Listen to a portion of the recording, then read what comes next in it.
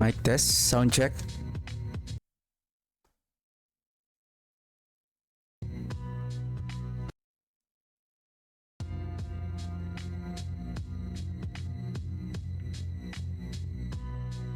Sound check.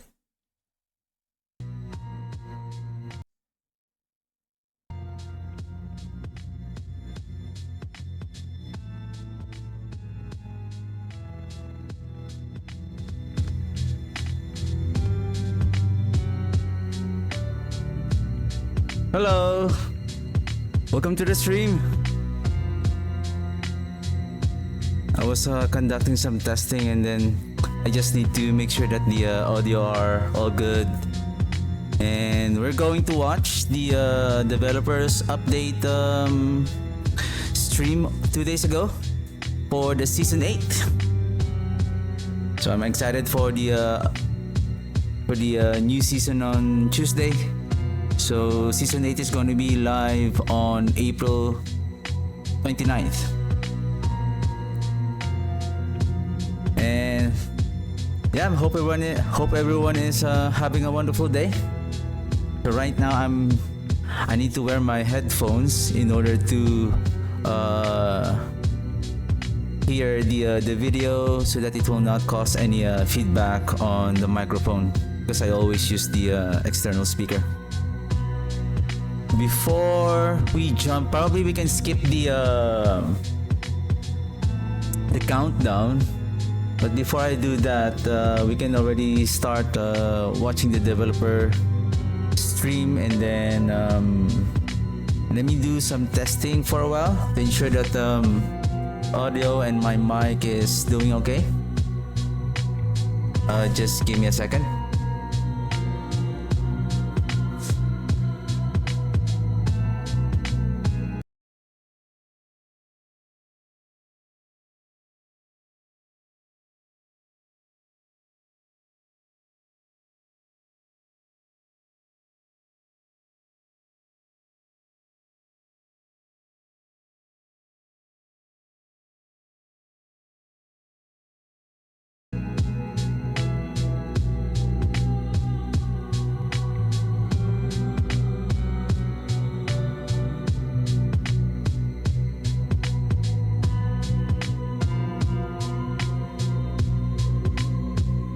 Alright, so it seems like we're good to go.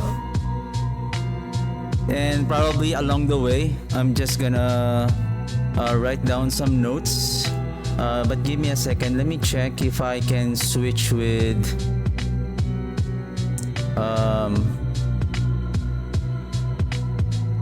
if I will do exits full screen. The problem is if I'm going to write here, it's going to switch a different tab. And then if I'm going to bring down this data sheet, and then if I'm going to do a full screen mode,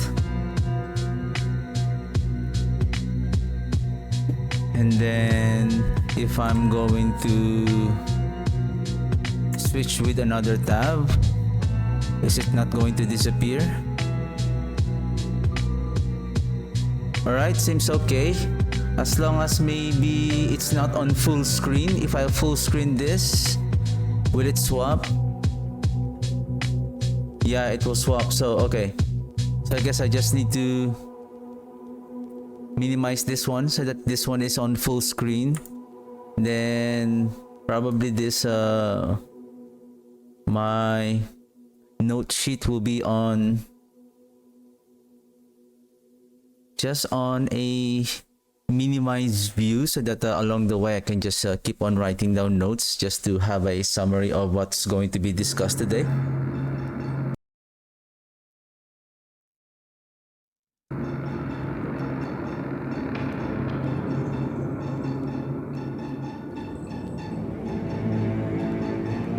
Okay, sound check 1 2 3.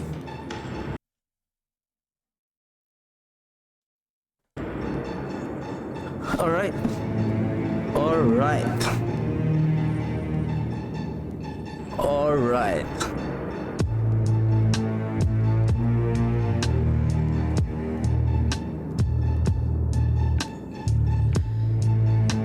Excited for the season 8.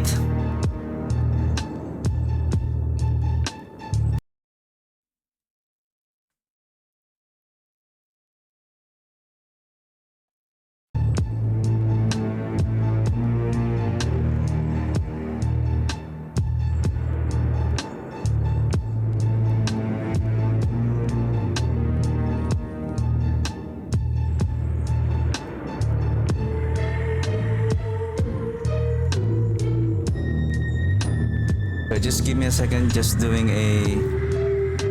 one more round of testing before, I think it's just 4 minutes to go.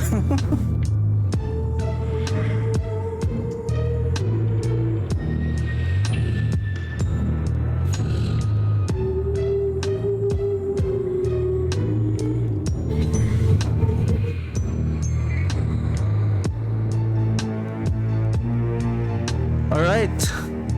Because unlike when I doing the stream, when I play the game, because I'm using my external speaker, so sometimes if I have to check my sound, I can just use my my laptop in order to check if I can still hear my voice. So right now I'm wearing a headphone, so but I think everything seems okay. So we're good to go. Good to go. Let's go, season 8.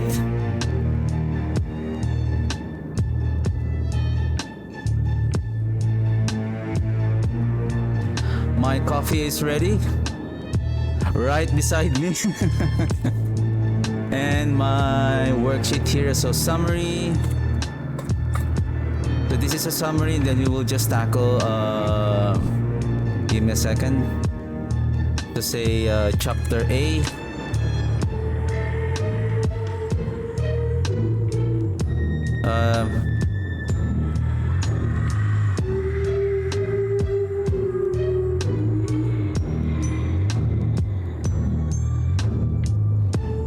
Give me a second, just need to have a quick break. Very quick break.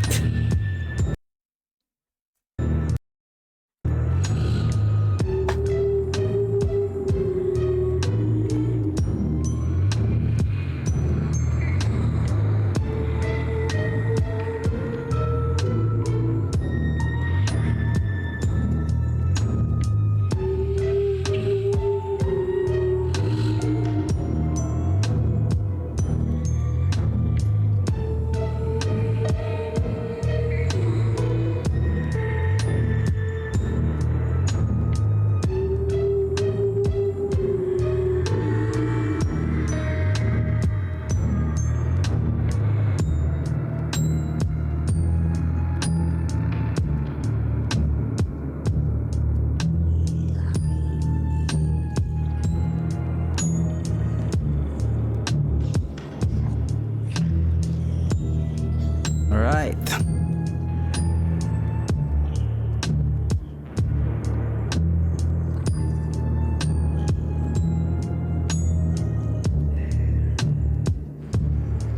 Can I just go back? I just need to do something first, and then probably just give me around 5 minutes, and then probably, or maybe, sorry about this, maybe 10 minutes. But if I come back early, I'll just skip on the and we'll just start on the dev stream. Let's jump. Let's go.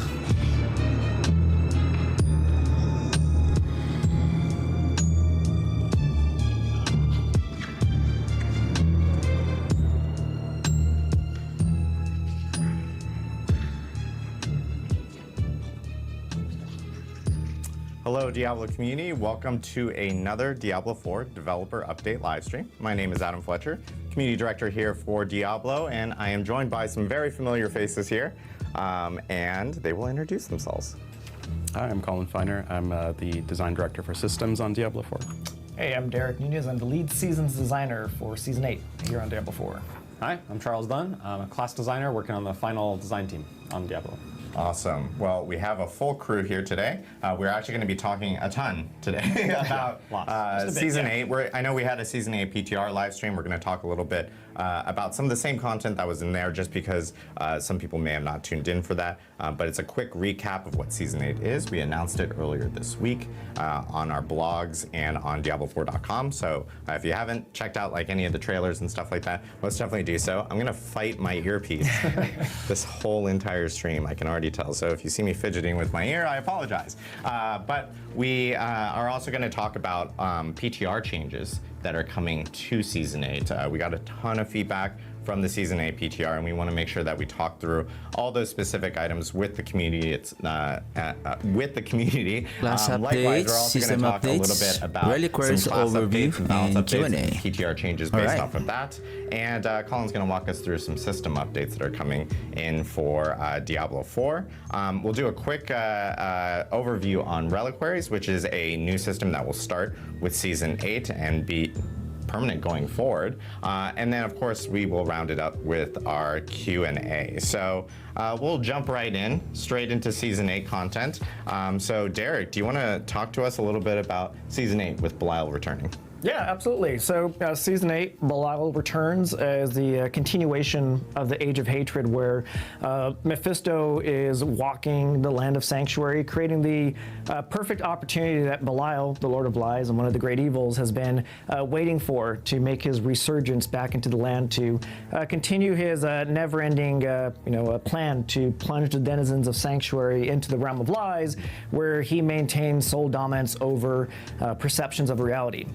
So not a great demon that you want kind of like roaming around Sanctuary, but throughout the course of the season, we'll be meeting a couple of new allies that will be joining our little ragtag group here.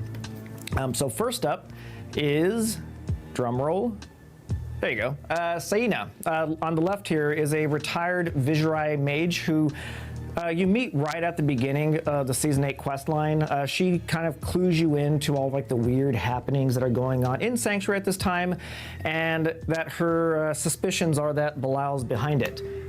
Spoiler alert, it's called Season 8, Belial returns, so she ends up being right. Yes, Belial has infiltrated Sanctuary.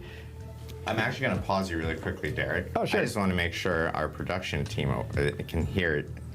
Or may be adjusting some volume, because I think some people in chat are not able to hear. So if we're good, okay, we're good. All right, sorry. Oh, sweet. Go ahead. There you go.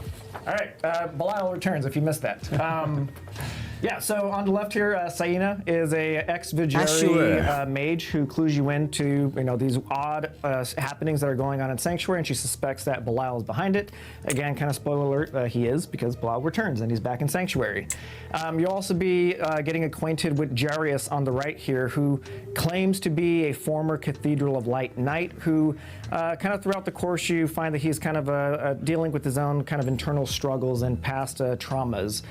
So collectively, this ragtag group will be engaging in kind of a cat and mouse chase, race against time, to put a stop to Belial before he's allowed to even regain a single like shred of power back in Sanctuary.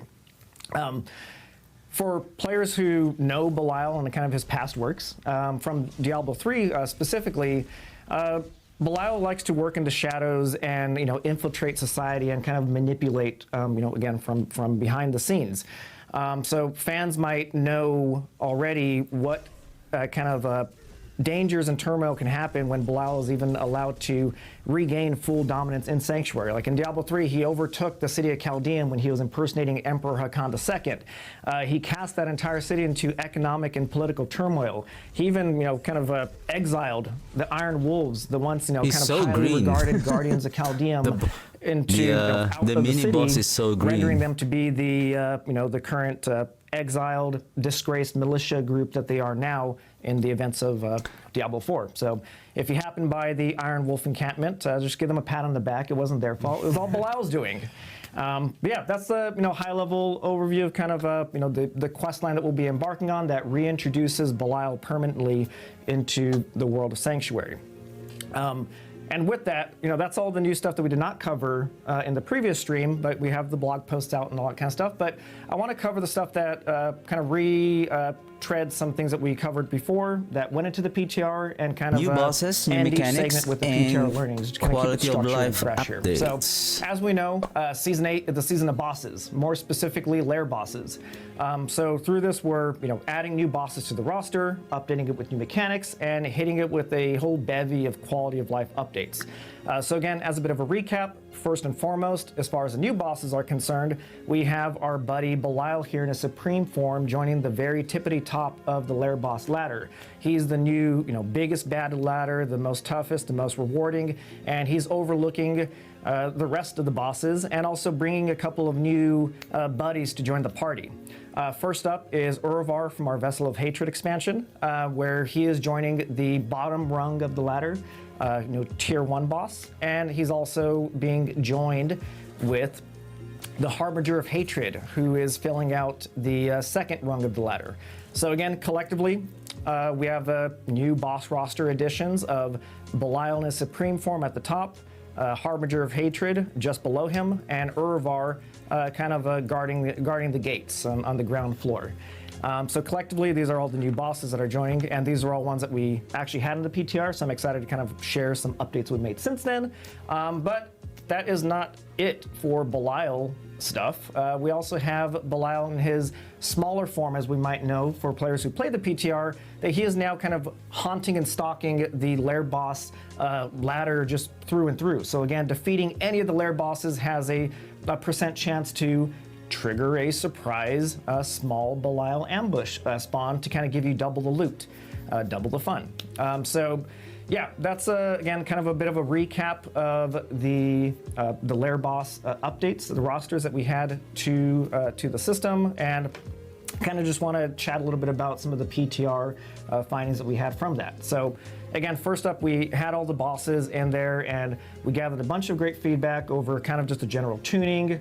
We also updated all of the existing lair bosses with new abilities and whatnot. So I guess the first and foremost, kind of like change that we made since the PTR is just refine the balance on the supreme form of Belial.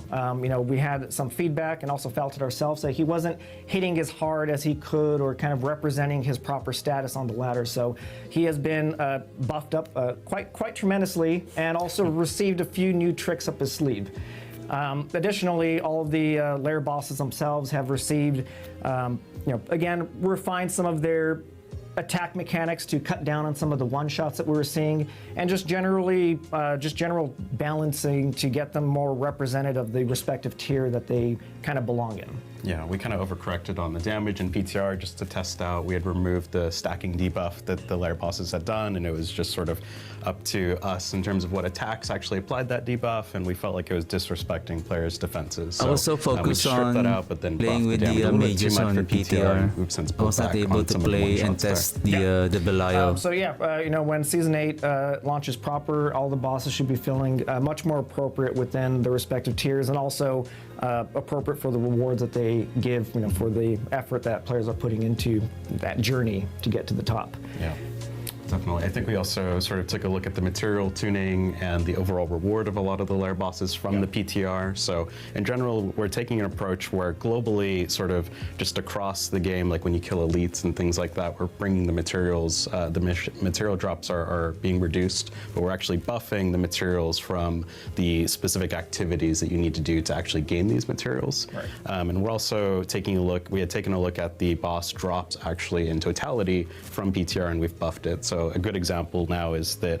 Supreme Belial is actually going to drop 2 Ancestrals as opposed to the 1 from PTR. And we're just really sort of trying to chase after the philosophy of the bosses are something that you're going to do periodically. It's going to be a big challenge, nice. But they're going to be more rewarding than they were on PTR. And we think that that's a better place to be in as opposed to like the hour-long chain farming that you were doing in the previous seasons of these bosses. Yeah, we really like encouraging this like diversity of endgame activities where you're doing lots of different activities that feed you into the boss ladder, and then fighting these bosses, taking them down and looting them is really a high moment that you get every once in a while, but it's not something we really want, oh, you're just going to chain bosses nonstop and that's all you do. We really want to encourage that diversity of endgame activities. Yeah. Yeah, and just to make the spread a little bit better, if you think about Season 7, you might, for example, want Fists of Fate, so you'd only fight Beast and Ice, and that's the only boss you'd ever do.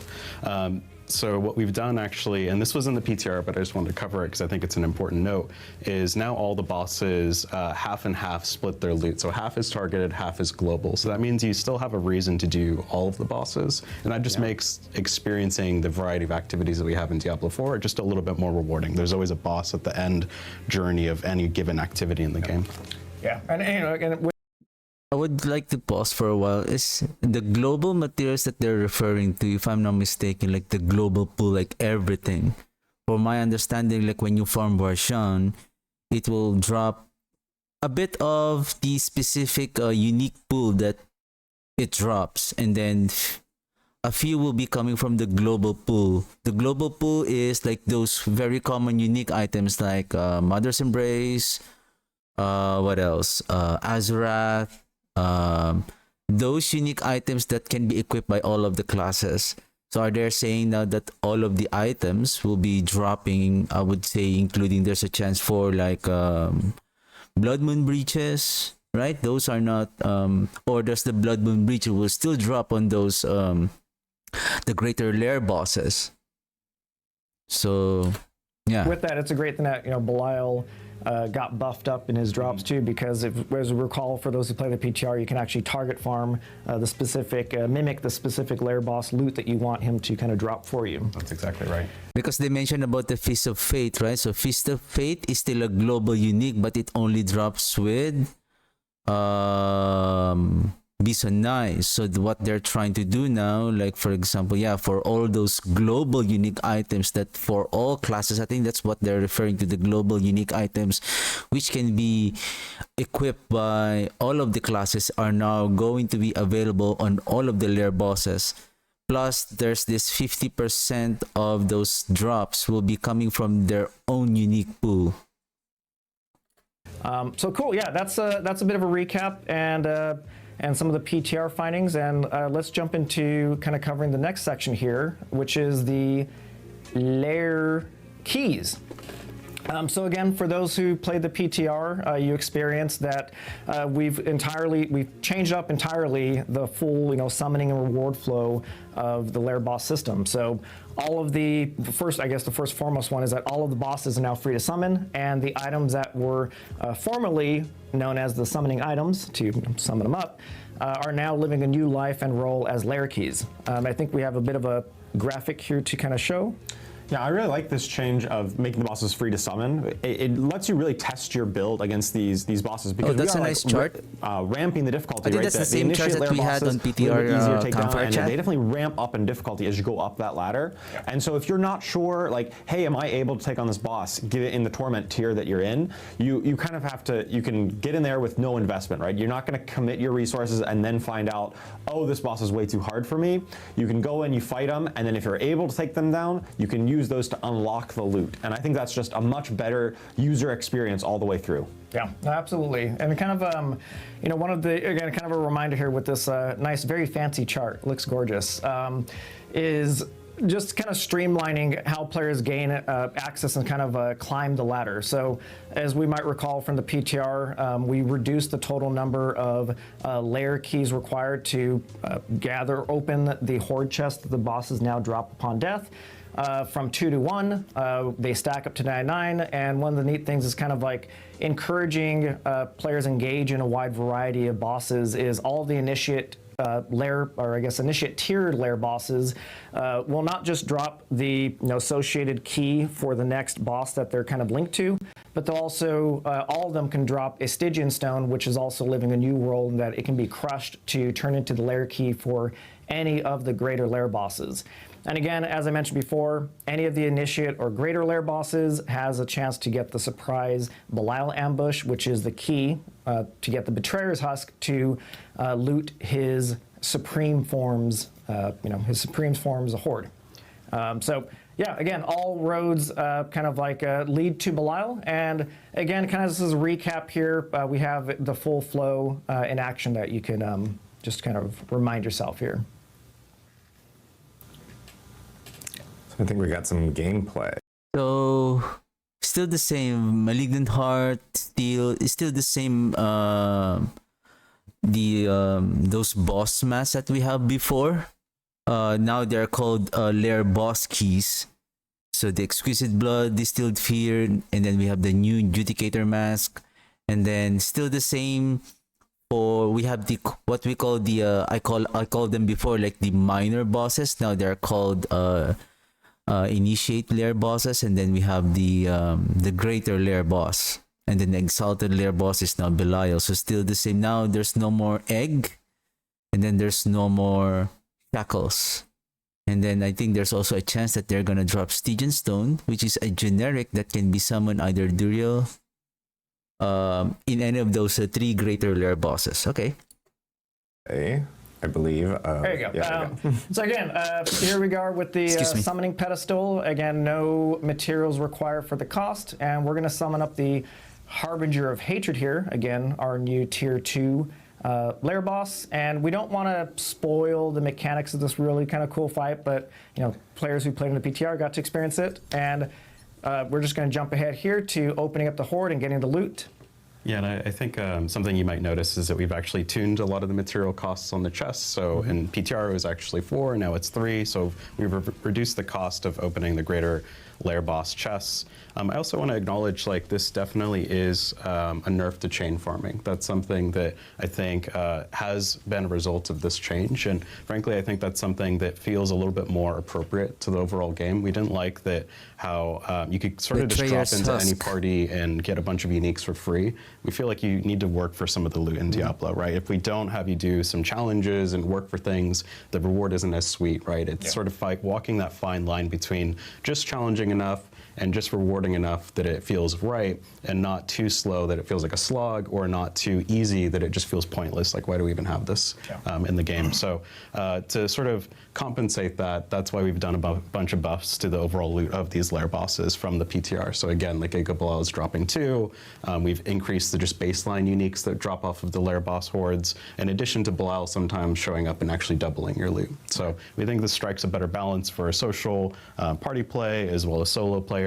And overall, we think this is just a better and healthier journey to actually getting to more power. You actually have to work a little bit more for it. Yeah, you know, you kind of covered in previous, like the a general kind of spread of the PTR updates that we've done since, but one of the feedbacks that we got from kind of like the new loop and flow of the horde and the summoning material was that you know, players felt that there was a bit too long of a delay before they can get back to the boss. So would you like to take the honors of this really cool Yeah, update? sure. So we had this wait time. It was essentially for parties to go back to town and maybe manage their loot. It was about 20 or 30 seconds, but 20 or 30 seconds in Diablo is a fucking is an eternity. So we took it out essentially like how we've mitigated is if the party has all opened the chest, we'll just skip the timer, and that includes solo. So if you just open it up, we'll just skip the timer.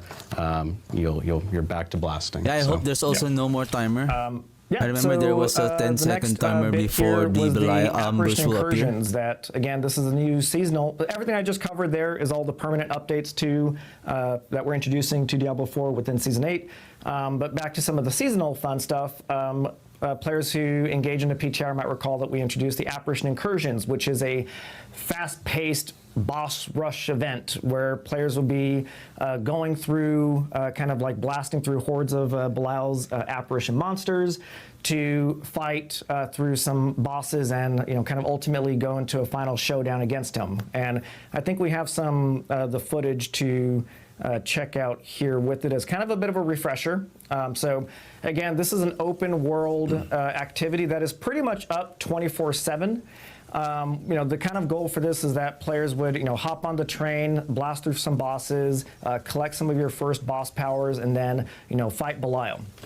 But I do want to cover some of the, again, this is meant to be kind of a very fast-paced, streamlined, simple event that is meant to kind of mix in with the wider pantheon of level up activities that we have. Are they really that I do want to cover some of the PTR updates that we've made PTR? since then that should have this sit a bit more cleanly into kind of where it should be fitting within the level of I activity. think they did it that way so that it's clear The that first they are bit the from this, as operation far as the PTR is bosses. concerned, is we've rebalanced the role a bit of the what's it called? The Operation Incursion. All these names. Of the Operation Incursion. So one of the feedbacks that we got from the PTR was that there was some concern over its long-term reward and whatnot. So the first thing that we've updated since then was introduce a Whisper Bounty now. So every now and again, you get the Whisper Bounty, and that's kind of like a call to action to come back to the boss train and get those whispers. As far that's as good. the balancing is concerned, one of the primary roles that we kind of saw in the PTR for the Operation Incursion is one, giving you your first batch of magic grade boss powers, but also earning the Spectral Ash that you need to level them up. So there was definitely some feedback that we felt and received that getting enough Spectral Ash through the Operation Incursion is a bit of a slog. Like, it requires too much of the player's attention, or time rather, and it just is not representative of the amount of time that we necessarily want players to feel like they have to invest into just playing the Operation Incursion. So, one, we've reduced the Spectral Ash requirements to upgrade your magic and, I think, rare grade boss powers, so you need less of it. But we've also buffed the amount of Spectral Ash that you get from the lair bosses. So collectively, the goal for this is that when you log into Season 8, What did you say again? So collect rare grade boss powers, so you need less of it, but we've also buffed the amount of Spectral Ash that you get from the lair bosses. So collectively, the goal for this is that when you log into Season 8, the Operation Incursion is there for kind of the We can still new get novelty to get you your Spectral towers, Ashes kind on of the get you lair acclimated to earning bosses. Spectral Ash, but it's not necessarily there to dominate your full attention.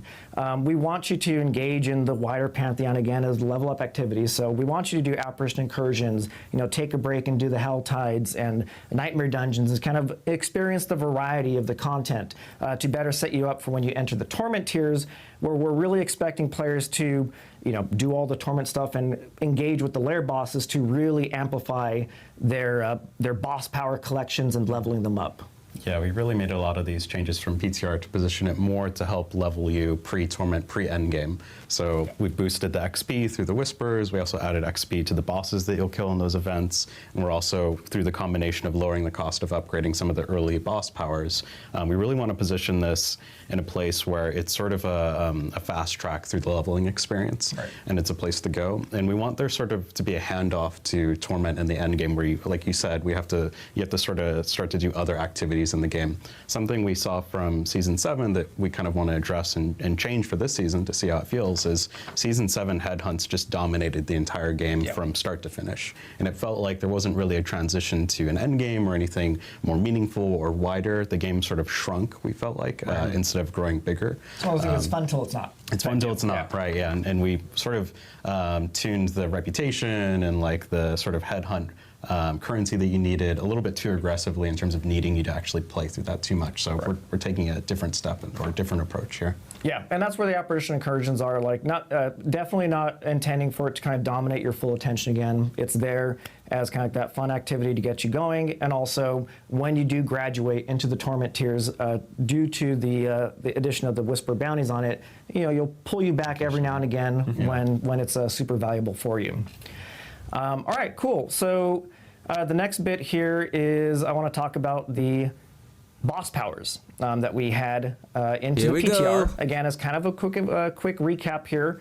Too much power. Through the season, early quest beat, you kind of gain the ability to steal the powers of targeted bosses across Sanctuary's content. This is 24 of them in total, starting off with the Apparition bosses, then the World bosses, and then the Lair bosses, Lilith, and then Belial, who gets 2 powers for himself because it's his season. We need to get He wants Lilith 2 powers for early himself. on So who are we to say for no that to physical him? power. But yeah, I think we have some things to kind of recap some of the powers here. So here's the boss power screen, and as kind of a recap here, each of the powers have 2 sides to it, a main and a modifier side. You can slot one main side, which is actually will allow you to do the full expression of that signature move. whether it be the Lilith Wave Blast or the Duriel Burrow, which we'll probably see in a second here. But you can also, every boss power also has a side B, the modifier side, which allows you to further customize and augment your total expression of, being the boss, essentially. We like to kind of call it like customizable, boss powers and stuff. So again, this is the Lilith Wave Blast that you'll get from the first time kill of defeating Lilith. This is the Duriel Burrow, which would be a lot of fun. This one procs off of the evade. That's nice. So really fun for kind of the twitchy mobile. Like you can deal damage builds. while Also just kind of fun underground. just to see a big bear burrow. While borrowed. And this one that's super easy to miss is the Wandering Death laser beam. What is yeah. it? Which where Borrowed, is it? I don't not see it. borrowed. I Sorry. don't see it at all. Oh, I think Oh, it's you're that a bird. Blue line. Hey, did we move that closer? Did We move that we closer? did. Yeah, that is one of the That big beam is the same as the beam on groundbreaking the, updates from the PTR was that we did last do some Depop. adjustments to the powers, visual effects and whatnot, like bringing the beam a little bit closer, so One it of the feels power of the not so shrine. detached from the character, especially the melee builds. It kind of felt fine for like the the casters. That kind of feels like you're like shooting beams sword out from your. incinerator. It looks great for those, but some of the melee builds, it kind of felt a little bit disjointed, where you're a whirlwind barb and then kind of like a detached like beam coming across. So we did bring those in, and I think this kind of sets up. We received a ton of feedback about just the general balance of how much of your total player's power expression should be pulled in from the boss powers versus your actual build itself.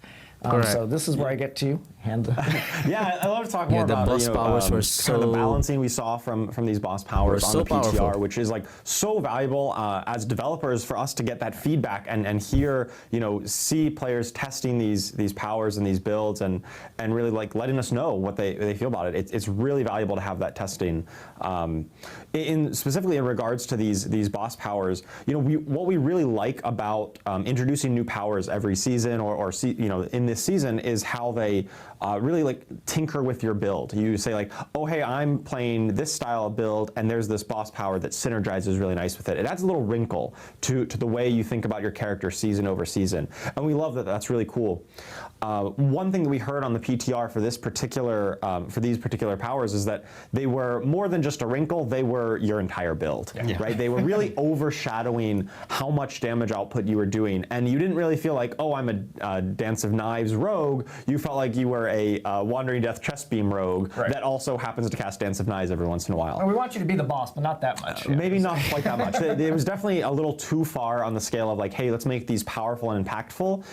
It's definitely a fine line where we're trying to make sure that you notice them, you feel them, they are an important part of your build, but they're not your entire build. So we definitely swung a little too far there. And so as updates from the PTR, we looked at adjusting the scaling, because these powers scale up in their damage output based on your Paragon level. So the more you're kind of getting up into that late game, you're raising your Paragon level, they're going to be kind of scaling with you because the rest of your damage is going up, and so we're increasing the damage there.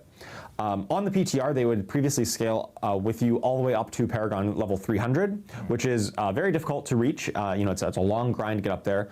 Now we're capping them at Paragon 200, which we think is a much more reasonable place to expect players to kind of get to unlock that full expression of power. And even then, we've reduced the scaling amount, so it's not quite as high as it will be. We still expect them to be impactful to your build. We just don't want them to absolutely dominate everything else that you're doing. Yeah, and this fits better. Like, we sort of set up the Paragon in such a way where you can get most of what you want around Paragon 200, and the rest is sort of just gravy for people who just really want to push and grind. You're getting core stats, maybe some additive damage. You just wanted to sort of double down on that, because I think that's something that's really important to us, is making sure that you don't feel obligated to get to 300, and it's more just sort of a, badassery. Yeah.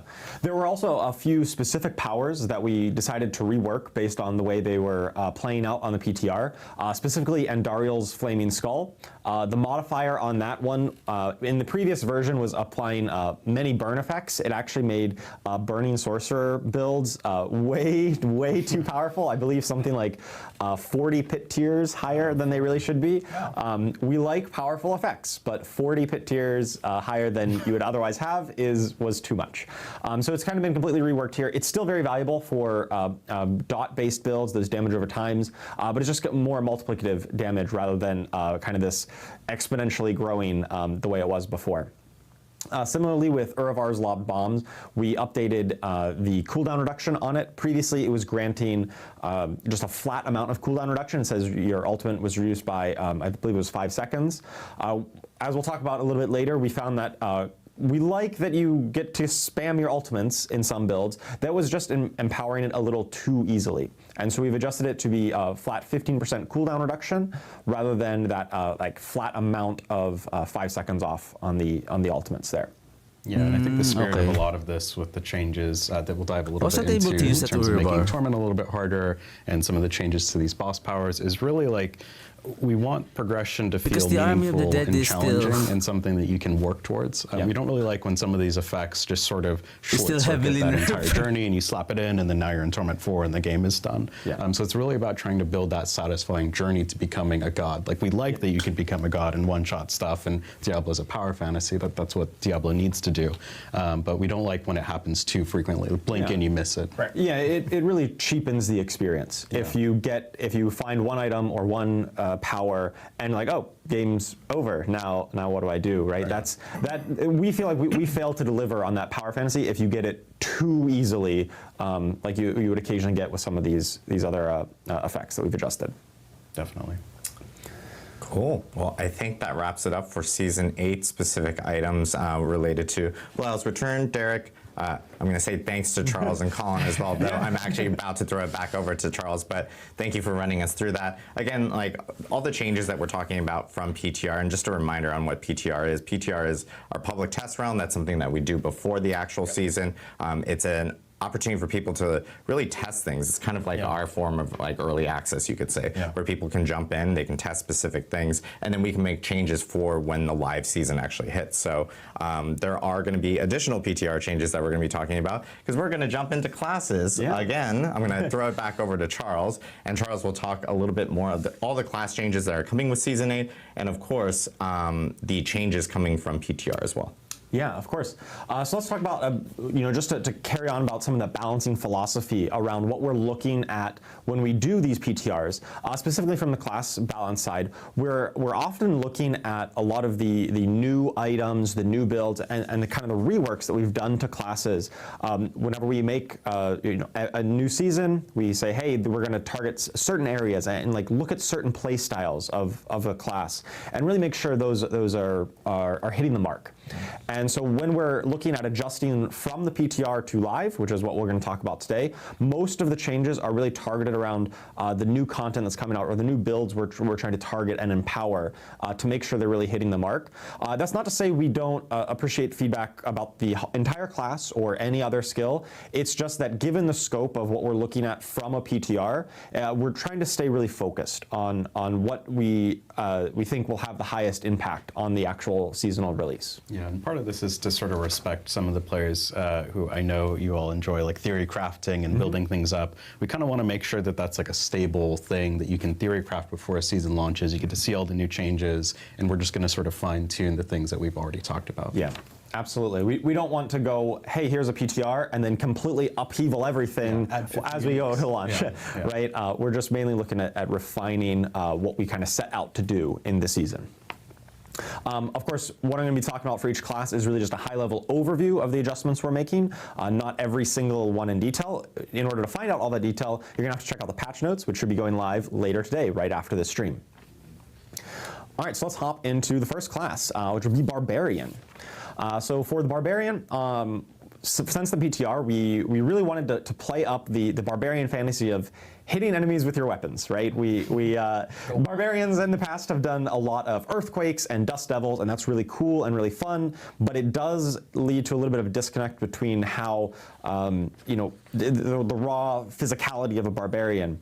And so with that in mind, Whirlwind in particular was one that was falling behind, and so it's got actually a really massive buff since PTR, about a 60% increased base damage, as well as upgrades to one of its upgrades that makes it I'm just wondering if I should just skip the with the bleed that it Necromancer? applies is much more impactful now. Because I never and so played really, if you're using Whirlwind for Whirlwind's sake, it's going to be much other more classes impactful. except the spinning. Necromancer. Absolutely, it's a really fun build on Barbarian. I just wasn't hitting the mark. Hopefully now with all of these buffs, it'll be much closer to being that competitive build. Kind of on the flip side, we've also adjusted Executioner's Aspect. This is a legendary that was really good for the Earthquake builds, was one of the primary scalers there. We have capped the scaling on that. Everyone knows Earthquake Barbarian was really good in Season 7. That's what I personally played. It was a ton of fun. It was awesome. Even on the PTR after we made some adjustments, it was still kind of above that mark. And we were really hesitant to let the exact same build, exact same playstyle dominate the meta for multiple seasons in a row. We know that's you want variety, and we want to we don't want to like completely kill the build and take it off the map, but we just want to make sure that you don't feel obligated to play the exact same way season over season, because there's so many cool ways of playing classes, and we just want to make sure that that is the case. So with that in mind, we're capping the scaling on that, which should hopefully keep Earthquake builds at an appropriate spot and not as dominant as they had been. And of course, we've got some new items coming in the season. These ones were tested on PTR, and we've made some adjustments to them as well, but they mainly target Mighty Throw. We did see that on the PTR. Mighty Throw was very mighty and was led to some really cool clips of people like one-shotting some of our late game bosses, where you build up all your multipliers, Mighty Throw, and just kind of chunks their health total all the way down. A little too mighty. Yes, a lot of fun. We love that play style. Just the exact Well, number tuning basically maybe was a the, bit high, so we've brought some of that down. those, but we still new think boss that, powers are so it's going to be really powerful. compelling to play Mighty Throw next season. Let's take a look at some of those items I'm referring to here. You've got the Bane of Ajaden, which is going to every 12 seconds you Mighty Throw, and it deals a ton instantly. This was one part of that one-shot build, as well as Aspect of Delayed Extinction. Really changes up how you think about Mighty Throw. You're no longer reducing its cooldown with cooldown reduction. You're actually just increasing its damage kind of multiplicatively. And so it really says, hey, one big moment, you make the throw, it hits super hard, and it's a ton of fun. So we've got these new items, and so really look forward to seeing how you play with them with Mighty Throw. All right, I think we got a little clip of this in action, right? It's just, it's still quite strong against a lot of these smaller enemies. With the triple Mighty Throw here, you're gonna clear out the pack pretty darn quick. All right, let's move on That's a to cool the animation. next class. We've got the Druid. So Druid, the big change here since the PTR is a big buff to Earth and Might. This is the key passive for Earth-based Druids, and in the past all it did was it granted you a bunch of resource and gave you guaranteed critical strikes. We do know that as you're getting into the late game, you're probably getting close to maxing out your critical strike chance anyway, and so it never really found a lot of footing in late game builds. Because of that, it was kind of redundant with a lot of the problems you're already solving. So now we've added an additional multiplicative damage for your critical strikes when Earth and Might procs, and so we think that's going to be really compelling to make it competitive with other key passives. Additionally, Druid is definitely the class that has struggled the most with early game resource, so we've made a couple adjustments there to just make sure that their early game feels a little bit smoother, some buffs to some of the resource generation. And with the Earth and Might buff also comes a buff to Gathlin's Birthright. This is the new unique helm that really encourages you to stay in human form. We've had some other unique helms that say, hey, be a werewolf all the time, or be a werebear all the time. Human form Druid, the kind of non-shape-shifting one, felt a little bit left out. So we've got this new unique. Let's take a look at it here. That empowers you while you're in human form. If you're doing nature magic and you get some critical strikes, you're going to build up to Anima of the Forest. And when you do that, it grants you both the Perfect Storm and the Earth and Might key passive for a time. And of course, Earth and Might being buffed up means Gathlin's Birthright is buffed up even more. We also increased the duration of the effect. It previously on the PTR was only 10 seconds. Is it so it Perfect had a little bit more Storm and uptime. Earth and Might And we are... just think going up to 15 seconds means you're in this empowered state yeah, a bit key more passives. often. And it also stacks up against bosses. gain We know 2 that fighting bosses is going to be an passives. important That's part of the nice. season. And so this is just much more usable since the PTR in those situations. Very appropriate. And of course, with Aspect of Impending Deluge, we're talking about nature magic skills in human form. Storm Strike fits the bill there, and so this is going to be a nice piece to the puzzle for this style Like for example, of build moving for forward. Necromancer, you I think we can got a little, get video Kalan's clip of Edict and Gathlin's then Birthright in action. we've got your buff bar with your buffs Ratmus active Vigor. as you kind of get into combat minions will and overpower. are doing these nature magic critical strikes. You're eventually going to trigger all 3 key passes at once, the one you currently have selected, as well as Earth and Might and the Perfect Storm. That'll really make a strong moment of power. You see all those buffs active on your bar down there. All right, next up we've got the Necromancer. So for Whoa. Necromancer, Here we go. the big story of Necro on the PTR, and I guess from last season, was that Bloodwave was pretty good. It was an okay skill. It might have been one of those ones that was kind of short-circuiting the progression into the end game. Maybe a little too good. So on the PTR, we did take several big swings at Bloodwave. We really wanted to make sure that we did not kind of repeat that situation. We do think we overswung just a little bit, so there's a little bit of a numeric buff up to Bloodwave just to make sure, because we don't want to completely eviscerate and kill these builds outright. We want that to just bring them back to a healthy spot. And so with that, we've kind of compensated Bloodwave a little bit. But the Army of the Dead since is the still in PTR. the bad spot, if I'm not One of the other big mistaken. changes we made on the PTR was a rework to Blood Lance. Blood Lance was one of our best AoE-based core skills in the past, but it was like pretty terrible at single target situations. And so we did a little bit of a rework where it gained some single target viability at the expense of AoE. And we definitely think we swung a little too hard and killed its AoE a little too much. So we've caused it to be always spreading, which helps it to ramp up a little bit faster in those AoE situations. So we think that'll kind of bring it to a more healthy balance compared to where it was. Yeah, in terms basically of the Bloodlands, if I'm AoE not and mistaken, single it's target like you balance. need to really group them up together in And order to finally, we also Bloodlands, made Vampiric Curse is now pierce them actually a all curse. together, Turns out it's in the name, including the It just made sense. Gorquills lands. That's particularly relevant for And now the Vampiric new Curse unique is now a item. We curse. can take a look at that. The Sanguivar It's Blade about of time. Zir. This is the new unique item in Oh. the season that causes your summons, your skeleton warriors and mages and golem, to apply Vampiric Curse to enemies. And by doing that, you're going to stack up this Vampiric Curse effect. And So basically, the summoners afflict enemies with Vampiric Curse. So now the Vampiric Curse, since this is now a curse, so we have another means to curse the enemy. So we're not relying on the Decrepify or the Iron Maiden to do the cursing. So this one is already a curse, which is okay. Just in case you forgot, then our minions itself is already inflicting the curses, which this is in connection. It synergizes with the Blood Moon breaches that our summons will deal a multiplier critical strike damage on cursed enemies. And when you cast Army of the Dead, it's going to unleash the Vampiric Curse. We think it's a really cool playstyle. Of course, the curse now interacts with all of your curse effects, like damage to cursed enemies, or when you apply a curse, do a thing. It all works with that. And of course, this item itself was buffed up a few times since the PTR as well. Its multiplicative scalar at the bottom has been increased, as well as some of the affixes on it have gotten some improvements as well to really make sure that this style of play really hits the mark. Additionally, we've Okay, so the way I understand this, so right now, deal 25% per soul unleashed. 25 times 10, so that's 250, so 550 at maximum. But we don't know how fast that we can stack the Vampiric Curse. Your summons in damage in afflict enemies with Vampiric Curse. Vampiric Curse. There's one item that can apply the Vampiric Curse more quickly, and that is from the unique item called the Metamorphosis, that we apply a Vampiric Curse on evaded enemies. And that also synergizes. Oh, sorry. We cannot use the Metamorphosis if we are going to wear the Flicker Step. So that's the thing.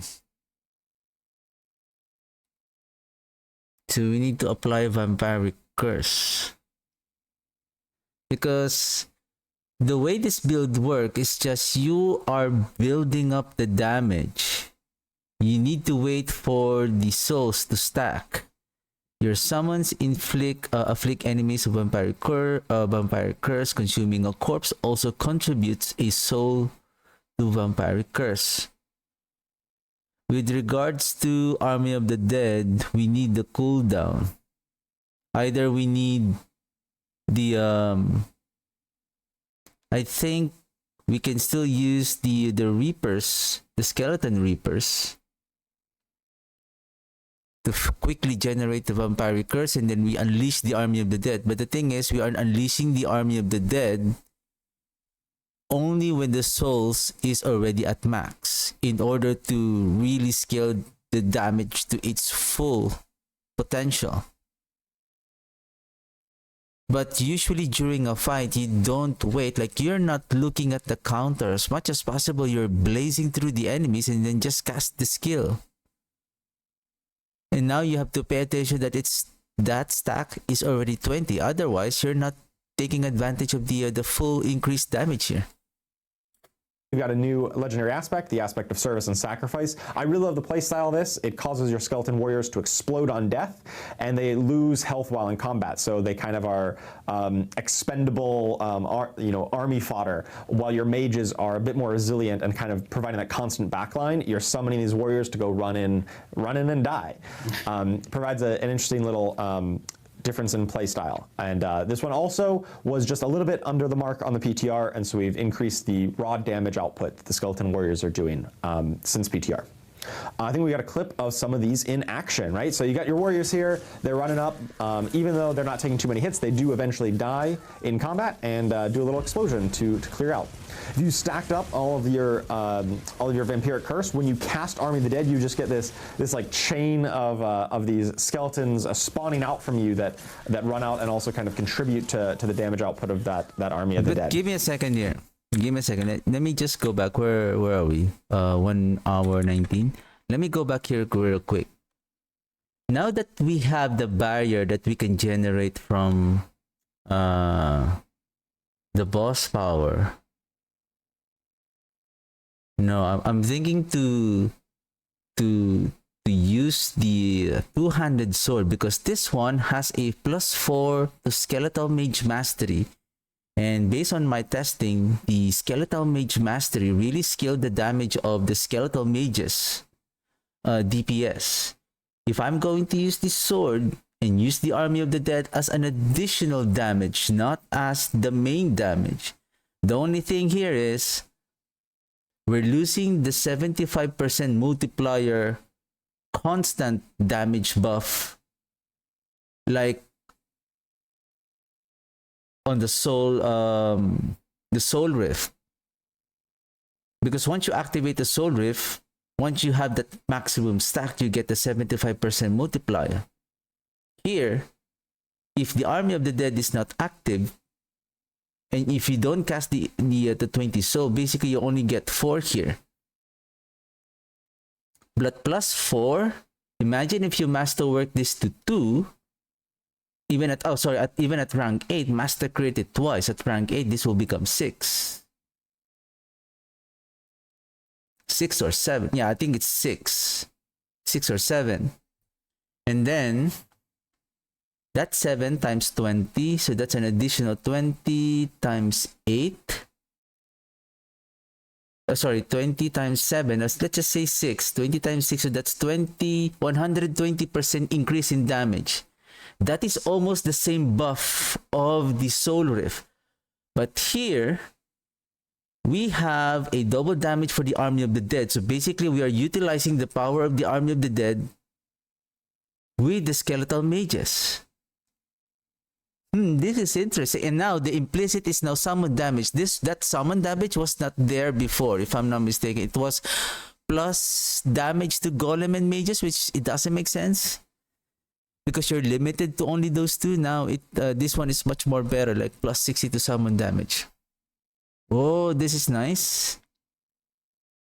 Even clear out. If you stacked up all of your vampiric curse, when you cast Army of the Dead, you just get this like chain of these skeletons spawning out from you that run out and also kind of contribute to the damage output of that Army of the Dead. I think it's really cool and adds a bigger moment when you press that Army of the And Dead. take note, effect. the Army of the Dead will raise We the also got a skeleton, bit so we on don't Bloodlands, I have kind of to alluded worry to about earlier raising here. the This is the skeletons when they updated die. tooltip. When we use it'll the now always spread its lanced effect, that service and additional sacrifice. debuff that causes its damage to Oh, arc to this is other cool. enemies. On the PTR, it would only spread if you had already lanced them. Now it'll always do it. It's kind of always a 2-target cleave effect. So that should just help with kind of ramping up its damage. And then if you're hitting somebody who already has the debuff, it deals double damage, and that really helps its bossing, that single target capabilities. Poke Bilal in the eye. Oh yeah, poke him in the eye many times. Let's take One of his many eyes. There's a lot of them. exactly. We need a lot of blood lenses. Absolutely. Let's take a look at the clip here real quick, right? So even as you're going into the pack, it's just, you're gonna get that lance debuff, that like red glow with the kind of arcing lines between enemies, just gonna ramp up that much faster. And really helps you clear out packs just a little bit quicker than it was before. All right, let's move on to the Rogue. On the Rogue, there a couple of that's adjustments. nice. One was a change to the way So now I'm Shadow planning Clone to- and its rank to 5 play upgrade worked. Previously, when my you got Shadow mages Clone at rank arms, 5, when you and then the cast Bloodlands. it became a Cutthroat skill, which was a little weird and unintuitive in terms of like what did it interact with? Did it count as a Cutthroat skill for various effects? We decided to kind of clarify that and just make Shadow Clone always baseline Cutthroat skill, which means anything that your Shadow Clone like mimics from you. So if you cast, Penetrating Shot and your Shadow Clone mimics it, the Shadow Clone's version counts as a Cutthroat skill for any kind of modifiers or damage bonuses you might have. Just kind of a nice little quality of life there. Death Trap was kind of the big story of Rogue, I think, on the PTR, where Death Trap was really good. It was a little too good. It had a number of reworks come into it, and specifically on Scoundrel's Leather unique, that caused you to teleport to the position where you're throwing your Death Trap, which was really cool and really fun, but ultimately, it meant that the build kind of solved too many problems right away. Just like we had talked about previously with Bloodwave and some other builds, it was a little too easy to do everything. You had damage, you had cooldown reduction, you had teleport and mobility, you pulled in enemies with Death Trap. And so with that in mind, and it was also a little too easy to get to that state where you had 0 cooldown on it. Yeah, especially with the Uravar bombs. Absolutely. Yeah. So we talked about the Uravar bombs and how we're adjusting that away from flat reduction. We also just increased the base cooldown on Death Trap by a little bit and reduced some of its sources of cooldown reduction. We still anticipate once you're really getting into that hyper late game and your build's super optimized, you get the right masterworking and tempers, you're still going to get to that state. It's just going to take a little longer to get there. It's not quite as trivial to be chain spamming that. And also we have removed the teleport from Scoundrel's Leather when you cast it. That was something that kind of just put it over. It checked too many boxes, and we know that Rogue is already one of our most mobile classes. You've got Dash, you've got Shadow Step, you've got plenty of other ways of moving around the battlefield that we felt like this was a little too much for this build in particular. So we've done a number of things to tune that back, and we think it'll still be a very strong build. We just want to make sure that it doesn't really trivialize the game like it was on the PTR. Yeah, I'm still going to play this. Absolutely, it's still going to be a great build, I am sure. I play only Rogue lately. I mean, I have a Rogue tattoo, so it's like it makes sense. Things I did not expect to hear on a stream, but yeah, you call it. But yeah, I plan on playing Rogue. So Nice. Well, there's also some new items that talk to the other trap in Rogue's kit, Poison Trap, the Bands of Icarus Rose. We can take a look at that here. This is one of the problems with Poison Trap before was that it really struggled to fit into a lot of builds. It didn't really synergize with a lot of your effects like combo points or your other class mechanics. And so now with the new unique, Poison Trap is going to deal all of its damage kind of up front, right over the first 3 seconds rather than a long 9-second duration. So you really get much higher DPS, benefits from its upgrades, which are even more empowered, and it benefits from all of your class mechanics, your combo points, inner sight, or preparation. So if you're playing Poison Trap, this is just like really makes it a marquee skill, and I'm really excited to see the kind of builds that emerge with this new unique. Similarly, the legendary aspect of contamination adds a little bit of an extra burst to it, which can increase your poison damage and rewards you for building up a more critical strike chance. I think we've got a clip of this in action as well. And this is like probably my favorite clip in here because you just kind of put the enemy to sleep. He just falls down and stays down. That is very funny. Because one of the upgrades on Poison Trap knocks down an enemy, and with Bands of Icarus Rose, it's not going just to it's got increase knocked that down, it's like knockdown really timer. knocked It's going to double down that really knockdown fast, timer, like, and so it blah. can really, really put enemies to sleep. And if you got enough DPS, you're going to shred right through them. All right, let's move on to the Sorceress. Like a cartoonic way to On be the Sorceress, being knocked there's a down. number of bigger changes here. The biggest one probably being the rework to Avalanche, which was one of the key passives that talked to Frost skills. Previously, it was a lucky hit effect that would give you a free cast. We did not really find that super compelling or super empowering. So we'll take a look at that in just a moment, the new reworked version. We also smoothed out Familiar, the Conjuration skill. We smoothed out its animation quite a bit.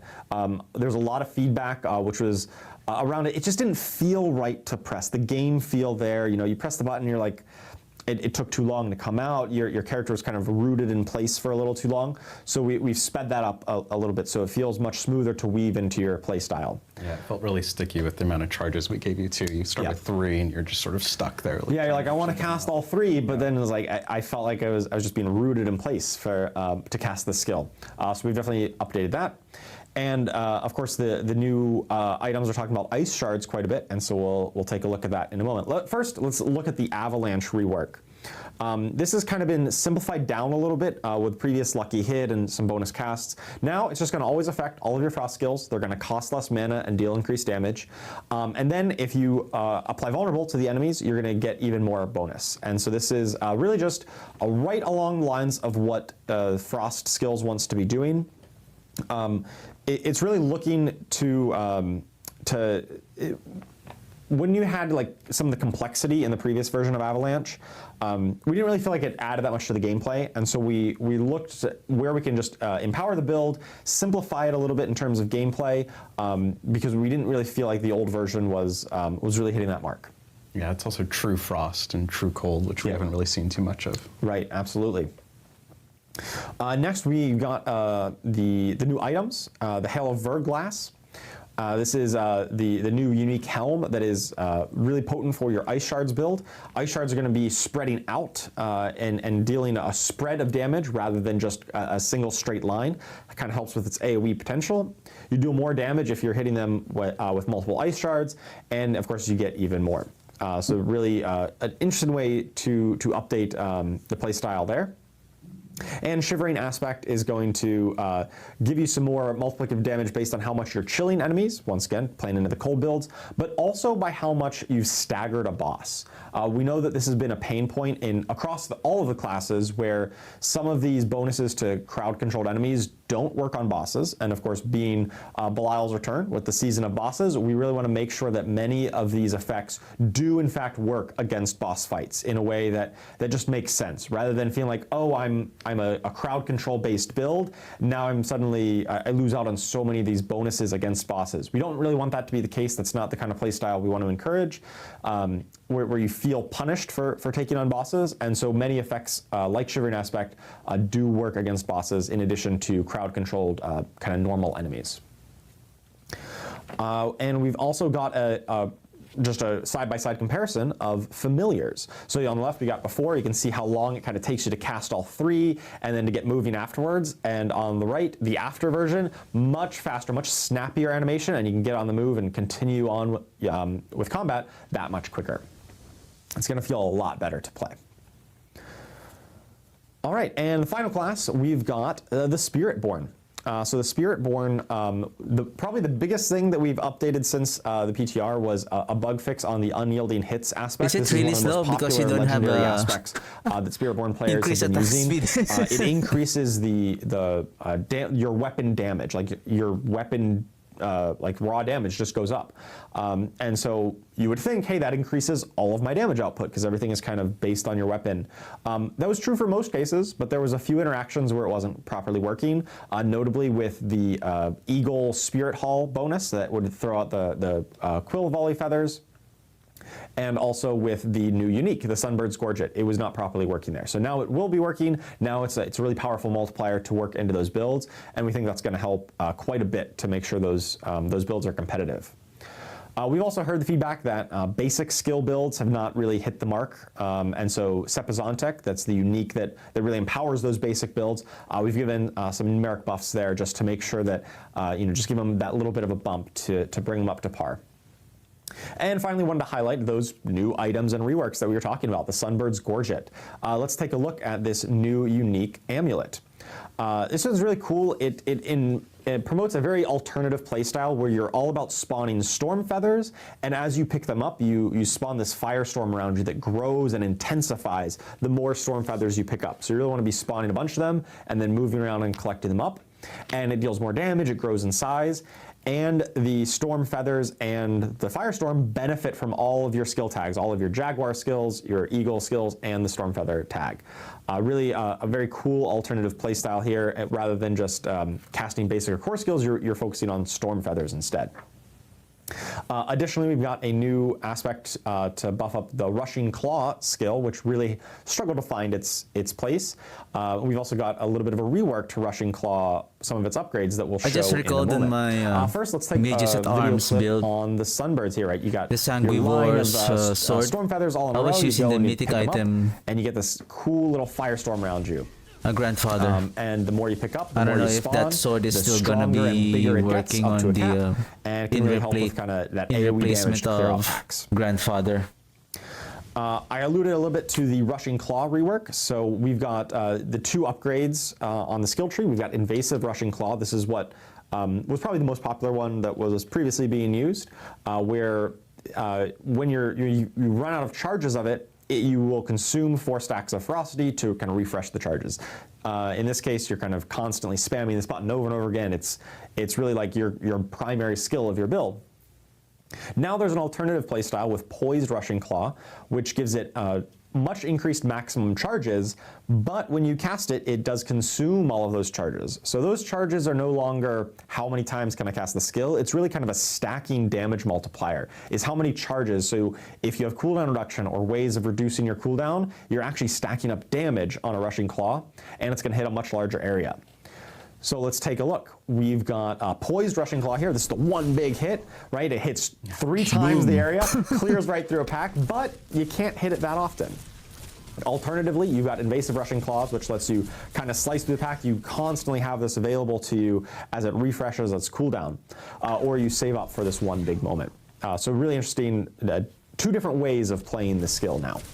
Yeah, I love when we're able to actually do that, where a skill can actually function in a completely different way. I think that's some of the best work that we have on our skills. Yeah, absolutely. I love just giving you alternative ways of playing it, like the same base effect, but just really recontextualizing what you're looking for in itemization or in other legendary effects, or just in moment-to-moment gameplay. I think that's where some of our best best gameplay comes out. Yeah, I think we want to be doing more of that. Awesome. Well, thank you, Charles, for walking us through all the class changes that are coming with Season 8, and of course the PTR changes that we kind of went over a few of them really quickly here. Again, everyone will be able to see this earpiece, guys. And it's fallen off like 10 times, and when the camera's been on, there it goes. I'm going to fish for it for like 10 minutes. It's just gone.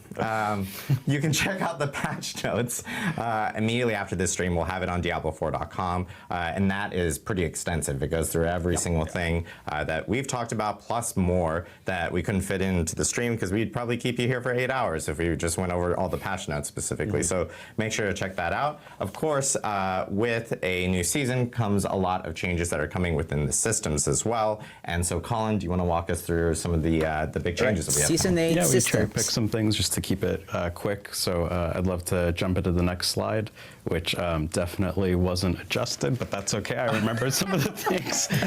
So we removed Conduit Shrine just for the season. We heard feedback. What?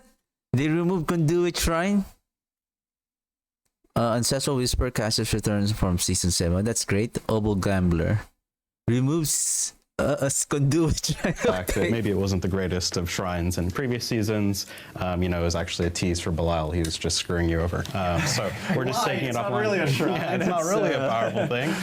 What if you just couldn't cast your skills for 15 seconds? I agree. I agree with that. We're going to take it offline. We're going to rework it into something more powerful and better. So look forward to that in the future. We also brought back the Ancestral Whisper caches from Season 7. This is just sort of an example of things that we're trying to pull in from previous seasons that we think are working really well. I think it's going to pair nicely with the Apparition Incursion Whispers, so sometimes you're going to get a really badass cache out of it. Obel Gambler. What does that mean? So we've buffed the shit out of the Obel Gambler. So generally in Torment Plus, when you buy an entire inventory full of loot from the Gambler, at least generally one of them should be Ancestral, sometimes more. So it's going to be mostly legendaries that actually come out of the Obels. So I think it's going to be a pretty massive buff. The second thing that's not listed here is that we've also made leveling glyphs easier from the PTR. So now you can actually level glyphs at like a 50 pit tier deficit. It's just out of chance. So if you're not able to get to pit tier 100, you're still able to grind through and eventually level those glyphs up. We think that this just is a little bit more forgiving, and it makes sure that like you don't necessarily have to play an S tier build to actually level up those glyphs all the way. You just are going to take longer. And then the second thing, or I keep saying the second thing, the other thing that we've done is give me a second. the second thing. You're not able to get to pit tier 100. We've also made leveling glyphs easier from the PTR. So now you can actually level glyphs at like So a 50 pit glyphs tier are deficit. now It's just easier out to of level. chance. So if you're not able to get to pit tier 100, you're still able to grind through and eventually level those glyphs up. We think that this just is a little bit more forgiving, and it makes sure that like you don't necessarily have to play an S tier build to actually level up those glyphs all the way. You just are going to take longer. And then the second thing, or I keep saying the second thing, the other thing that we've done is we actually didn't talk about this in the PTR, but we changed tempering, and I just wanted to say because I think it's amazing. Tempering will remember the recipe now, so you're able to just sort of hit it. Nice. I think Instead of that's searching through the list and then like, you know, going Yeah, back over yeah. every single time. Yeah, it was another Bilalism. Yeah. He wanted you to go through the flow again. We've made that a lot better. So I think like that covers a lot of the sort of cherry picked cool things that I thought was worth talking about. Yeah, most definitely. And then I know we have some other big changes that are coming. Maybe this is the second thing again. I remember the second one, actually. Oh, did you? Okay. I totally forgot to put this on there. So in the PTR, we took some pretty big swings on leveling progression and torment progression. And I just want to sort of rehash what you're saying, which is the PTR is a place to test. It's a place to test. We might put things in that we're not necessarily committed to because we want to test it. So your feedback is super valuable. It's a discussion always, right, with the community and the players. We ourselves play the PTRs to feel things out. It's a really good place for us to do that because we're able to play with some of you all.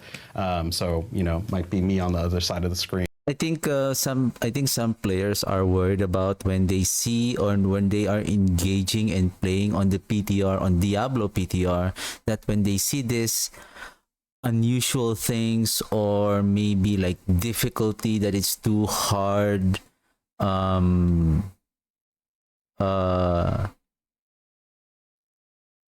things that are, you find it now too difficult to play, or skills that are not working anymore, it's not necessarily mean that that's going to be going over to the next season. It's just like what they're saying. It's always where the intent is for people to give feedback if there's anything is something is wrong, or like for example that leveling progression, I believe they made it harder, but they can still tune it down when the season goes live, just to ensure that they are on the sweet spot of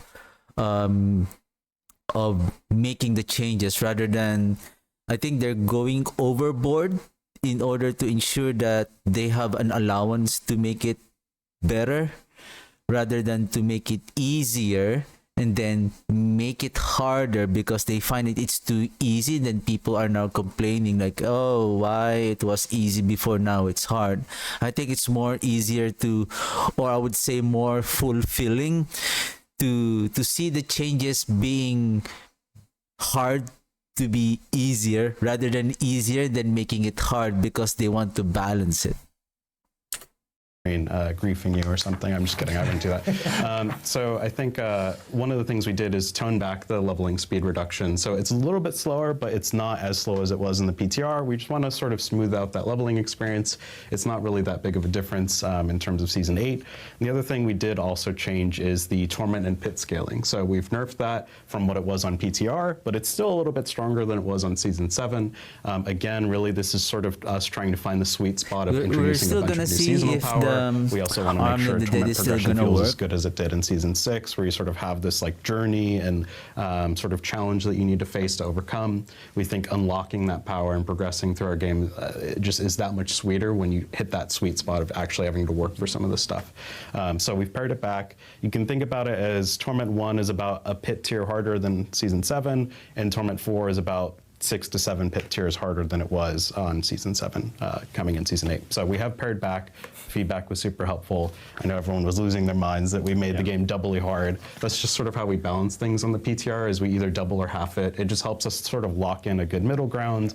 We also find if we buff it like 10%, it's like, did we even change anything? Negligible, you don't know. Yeah, and we don't want to sort of take an approach where we like stealthily make the the game harder earpiece over of 3 Adam seasons. got So we just slingshot wanna sort of again, like figure out a good middle slingshot ground. from its So back. that was the second thing. That was the second thing. Yeah. And so the other second thing is we have some big changes that are coming to the season journey as well. And I Yes. know you wanted to talk about some of that. Yeah, so right, with the season changes journey. that we'll talk about after this, with the introduction of Reliquary, we've actually taken an opportunity to separate out the season's journey from the Battle Pass. So that also means all of the ashes that you would earn have been taken out of the Battle Pass. You no longer sort of have this complicated system where you're doing the season's journey to earn favor, to then progress the Battle Pass, to then try and get your ashes, but those are level locked. It was just too many things. So we've taken it out. Now it's very clear, and I think the season's journey is going to feel a lot more rewarding in that now all the ashes are earned through the season's journey. We also have individual rewards for each objective within a chapter. And we So they have changed the season journey reward. So seasonal blessings. So you can get the blessings before you need to kill the enemies to increase your rank in order to progress and to get those, especially the smoldering ashes, the one that upgrades your seasonal blessings. So masterwork, that's the reward. This. But this is easy. Masterwork gear to 3, temper affix, unlock rare paragon, unlock paragon, into the pit. Oops. We've also just refreshed the UI, so we're able to compact and sort of consolidate some of the objectives into a really clear sort of singular objective. You'll notice, like, if you put on your glasses, I have to like lean in to actually read some of these things, but you'll notice that some of these objectives have sub-objectives, and it just sort of better encapsulates what we are asking you to do. So I think this is going to be a pretty big win for the overall system. It lets us evolve it a little bit more now that it's detached from the Battle Pass, and I think it's just overall a much cleaner and rewarding experience. Yeah, most definitely. I know that the season's blessings being moved into season journey and like being less complicated when it was in the battle pass was a big thing we've heard from some players, because I know there's points where we actually had moments where sometimes maybe a player would end up getting a season blessing or so just buying like an accelerator or whatever. So this now completely detaches it from it, which is a really big thing that we wanted to hit on, especially with feedback from players. So thank you, Colin, for walking us through. There's more changes in the So basically, after upgrading, unlike before, you need to kill the enemy in order to progress and get those smoldering ashes based on the rank tiers that you need to unlock them. Now it's on the seasonal journey that you can unlock those caches, the seasonal caches, plus now we get those smoldering ashes that we can upgrade our blessings right away. That is a good update. patch notes that Colin hit on here. So again, check them out afterwards. You don't have to one keep thing on we did want to grinding. talk about, and this is kind of alluding to what Colin was talking about beforehand with the season journey, is the Reliquary itself. Reliquary, if you guys actually read the blog earlier this week for season 8, the Reliquary is a brand new system that is being added into Diablo 4. It actually starts with season 8 specifically, and will be in seasons going forward. But this is kind of a change change to the whole entire Battle Pass system. It gives players a lot more control, a little bit more choice on exactly rewards that they want. Plus, it gives more variety in the actual rewards that they're going to be getting. I was not. We actually have a video for the Reliquary. Funny enough, I was not planning on hosting today. Marcus is actually out sick today, so get well, Marcus. Have a smoothie. So I am hosting, and Marcus was supposed to throw to this video, which is done by myself. So I will be throwing it to myself to talk a little bit more about Reliquaries, so you guys get a little bit of a better understanding of what the new system is. Hi everyone, I'm thrilled to share the exciting changes coming to Season 8 Belial's Return with the Reliquary system. Reliquaries. This refresh to the Battle Pass system puts choice at the forefront, allowing you to select the order in which you unlock rewards from different catalogs. You alone will determine how to spend the favor you earn from slaying demons and completing quests in both seasonal and eternal realms, picking rewards that speak most to your character's fantasy. Now we're going to look at the features of the system, how to unlock rewards from it, and what you can expect to find in each reliquary. In the Battle Pass reliquaries, you will find individual catalogs you can earn rewards from, each one being a Battle Pass Reliquary. So there's a Battle Pass Reliquary, 81 days left, how many that we have to claim, and then there's a premium, so I guess you have to pay in order to unlock those premium Battle Passes. I think this is the same Battle Passes like we have, like the cosmetics that we can get. And then I think there is for the weapons, a premium weapons cosmetics that you can earn by paying 200. So unlike before, when you buy the Battle Pass, you are only, I think, how much do you need to pay? 700, I think 700 platinum points, platinum coins in order to access the premium Battle Pass. So now, if your goal is only for the, I think the beast refers to the mounts. So all you need to do is pay the 500, if I'm not mistaken. So you have like you can customize what cosmetic or what premium Battle Passes that you can that you want to purchase. reliquary. With the launch of the upcoming season, Belial's Return, you will have these Battle Pass reliquary options: Belial's Return, weapons, beasts, and armor. Each reliquary contains cosmetic rewards to customize your Wanderer. To earn these rewards, players will need to acquire favor, which is gained by killing monsters and completing quests. Each time you fill a bar, you acquire 1 favor token. You can hold up to 99 favor tokens at a time and must spend some before you're able to earn more. Also note that up to 99 favor tokens do carry over from season to season if you don't spend it, giving you a head start on next season's reliquaries. Let's dive a little deeper by checking out Belial's Return, a Battle Pass reliquary available for everyone on season launch. Here you will choose the order in which rewards are unlocked.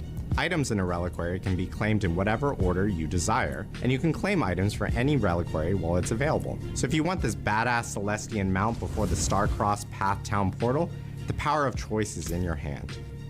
You may have noticed one item in the above reliquary has a star icon on it. This is a bonus reward. These rewards are automatically unlocked once you have claimed all other items in the specific reliquary using favor.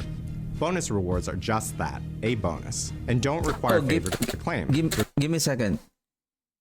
So the Belial's Return, this you get the final, I would say like a free cosmetic, and it says here for the gloves, this is part of the Guise of the Deceiver Armor Transmog set. Collect the entire set by claiming the bonus reward in all of the Battle Pass reliquaries, or get it instantly with the deluxe Battle Pass bundle. If I'm not mistaken, it is 200. How much were they? We can check out later, because anyway, I'll discuss it later. Remember to claim them as soon as they are unlocked. Wanderers who complete all Battle Pass reliquaries will receive the pieces needed to arm themselves in the menacing Guise of the Deceiver armor set. There will be 2 Battle Pass bundle options for players. The Premium Battle Pass bundle unlocks all 3 So there is a premium battle pass bundle. Premium. So I'm writing down notes while, and sometimes for this one I need to pause for a while. Premium battle pass. I may not be able to.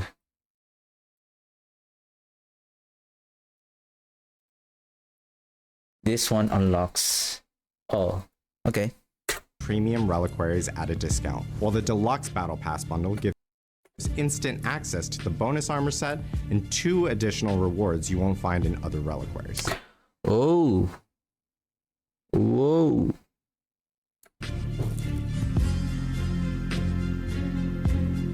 Lastly, Reliquaries introduced the ability for us to now create unique tie-ins for future events and IP collaborations. These are completely separate from the Battle Pass, and we're looking forward to creating special moments for all players out there. Let's go through our first example with our Diablo and Berserk collaboration coming soon. Our first collab reliquary will have a unique currency that players can acquire in-game called Behelits. This will roll out in early May, and we're looking forward to you gathering and earning Berserk-themed. Okay. New IP collab. This one is Berserk. Okay. Cosmetics. Events will generally be available for shorter periods of time, so you should check on this tab every now and then. What is the Reliquaries launch with they Season didn't 8 show Belial's the return. bonus? For It more looks like a details, mount though. check out our Reliquary system section in the official Season 8 blog. Thanks for watching, and we'll see you all in Sanctuary.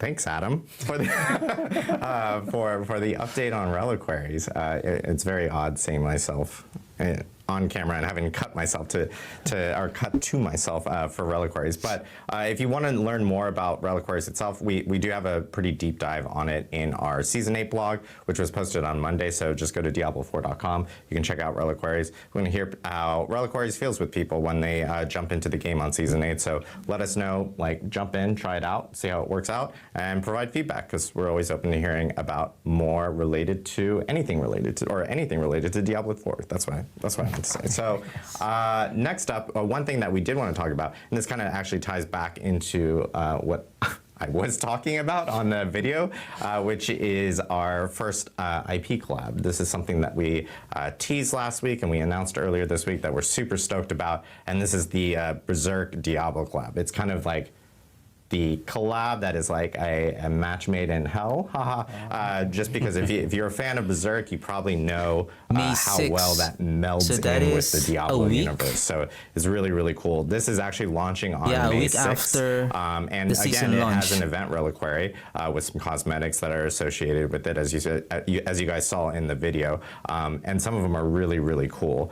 There's a ton of cool stuff for people to actually collect and of course, grab. And some of the items in the event reliquary that I mentioned on the video are here, like including gear, banners for your actual character, markings on your character as well. And then there's other cosmetics available that will be available in the shop that are really, really cool as well, that are throwbacks essentially to Berserk, which I believe we have here. We got one, I know, for the Necromancer, the Barb, and the Rogue. These look Well, absolutely the sick. That Necromancer looks one is cool though. ridiculous. The cosmetic. Metal. Really, really That is cool. nice. And then one other thing Looks is, cool.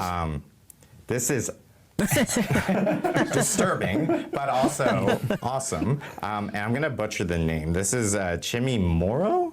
Chimimoro? Yeah, Chimimoro from Berserk.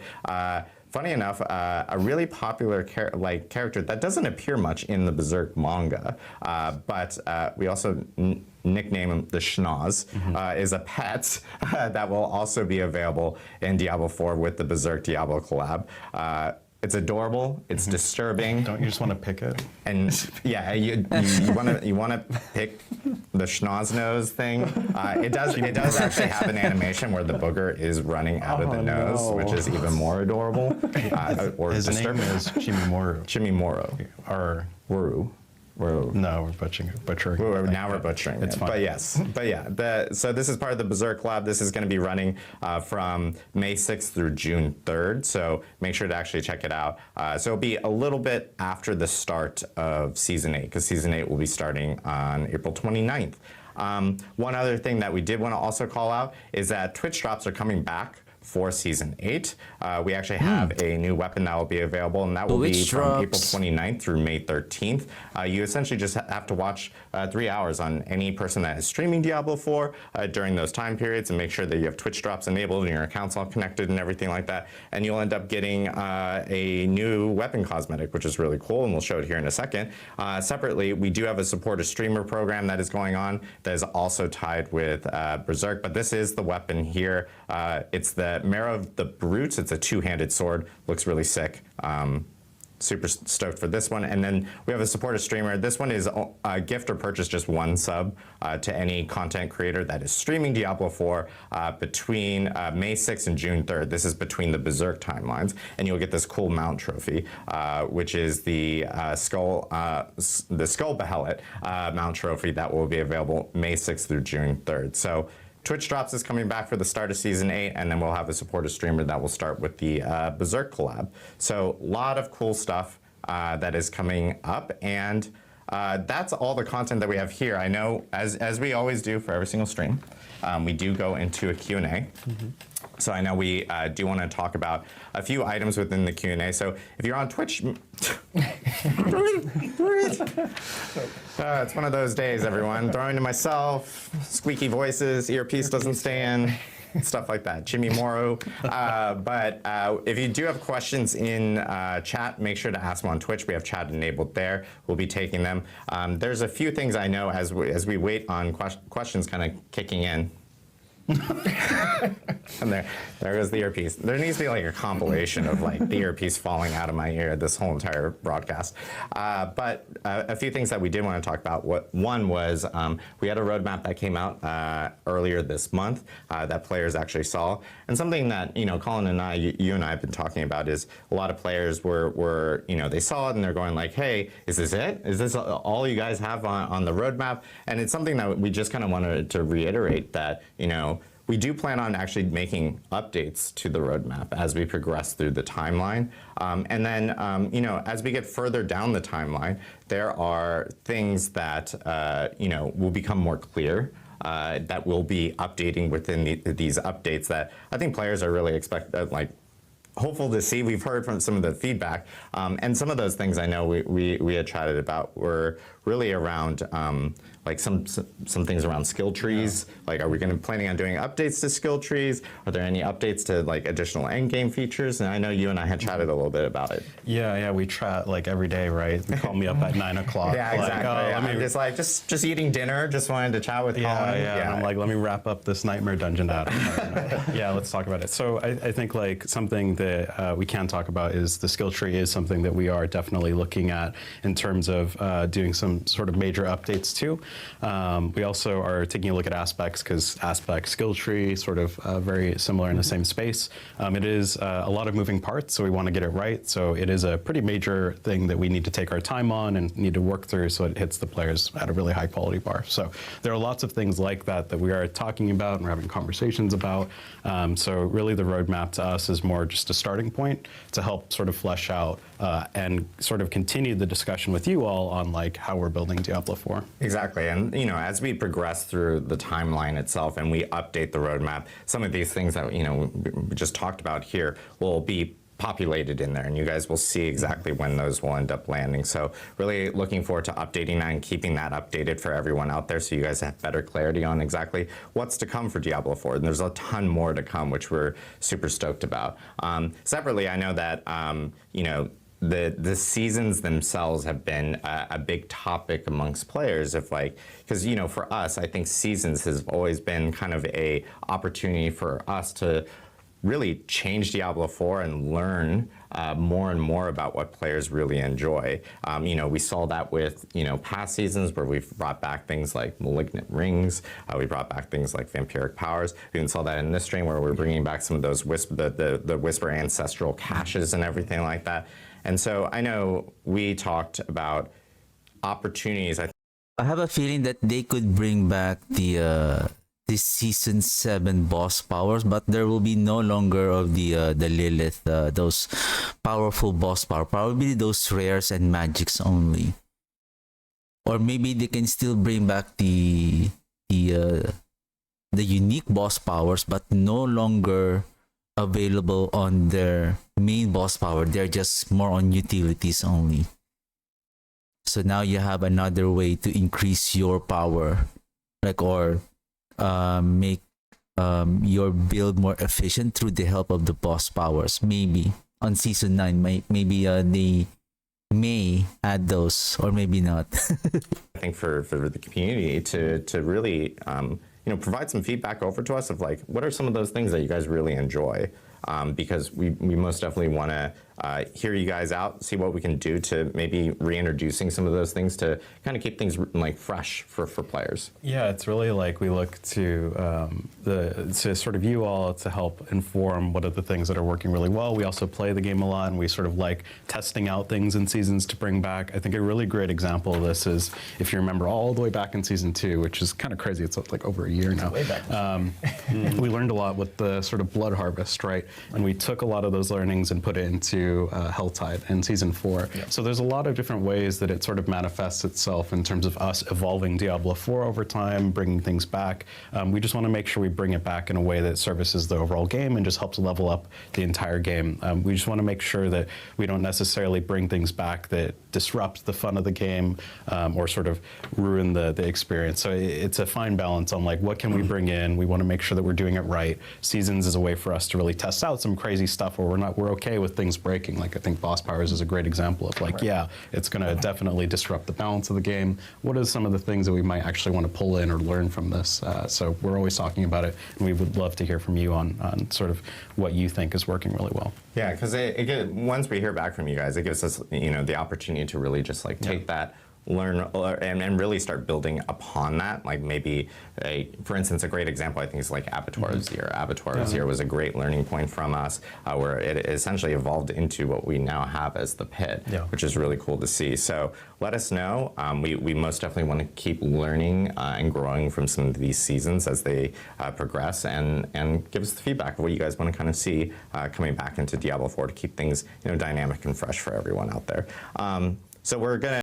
What I do hope is on next season, I think the next season will be they're making some improvements and updates for the Nightmare Dungeons, and hopefully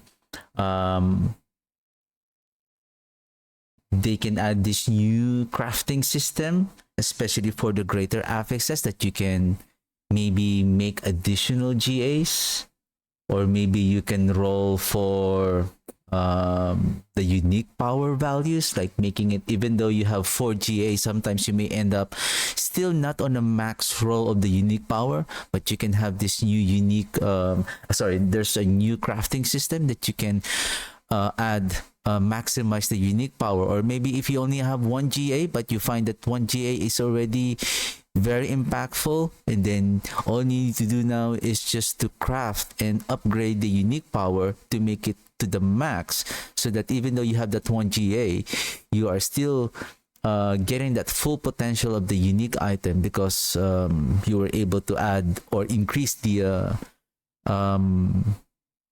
unique power of that item. And now jump into after. Because sometimes you may end up, like for example in the case of the Ringman Den, the unique power is so important.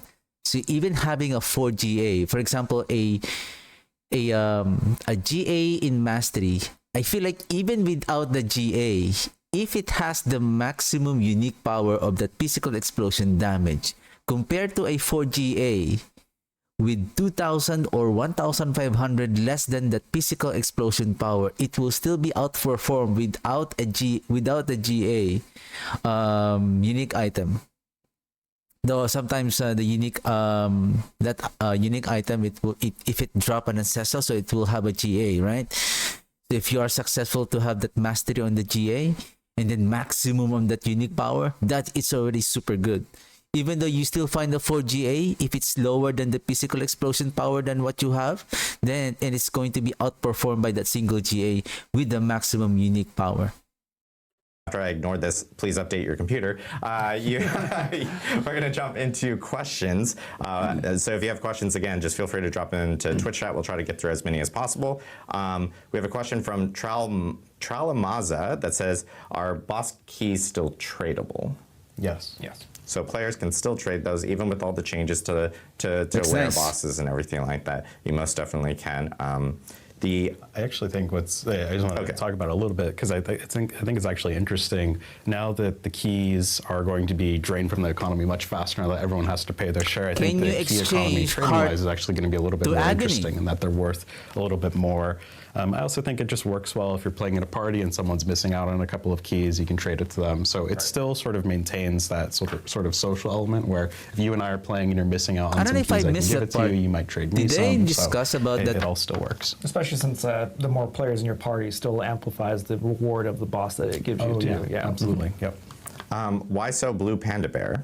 I don't know why you're so blue, Panda Bear. Are you still planning on doing immediate fixes for classes that are too OP instead of waiting until mid-season patch? Yeah, that's definitely our shifted philosophy that we talked about on the PTR live stream a while back, where we're really looking at that first week or two right after launch. So really next week and the week after, we're going to be taking a big focus on looking for those really big outlier builds, those ones that are really maybe shortcutting the progression of the game or kind of blowing out the powers that we expect.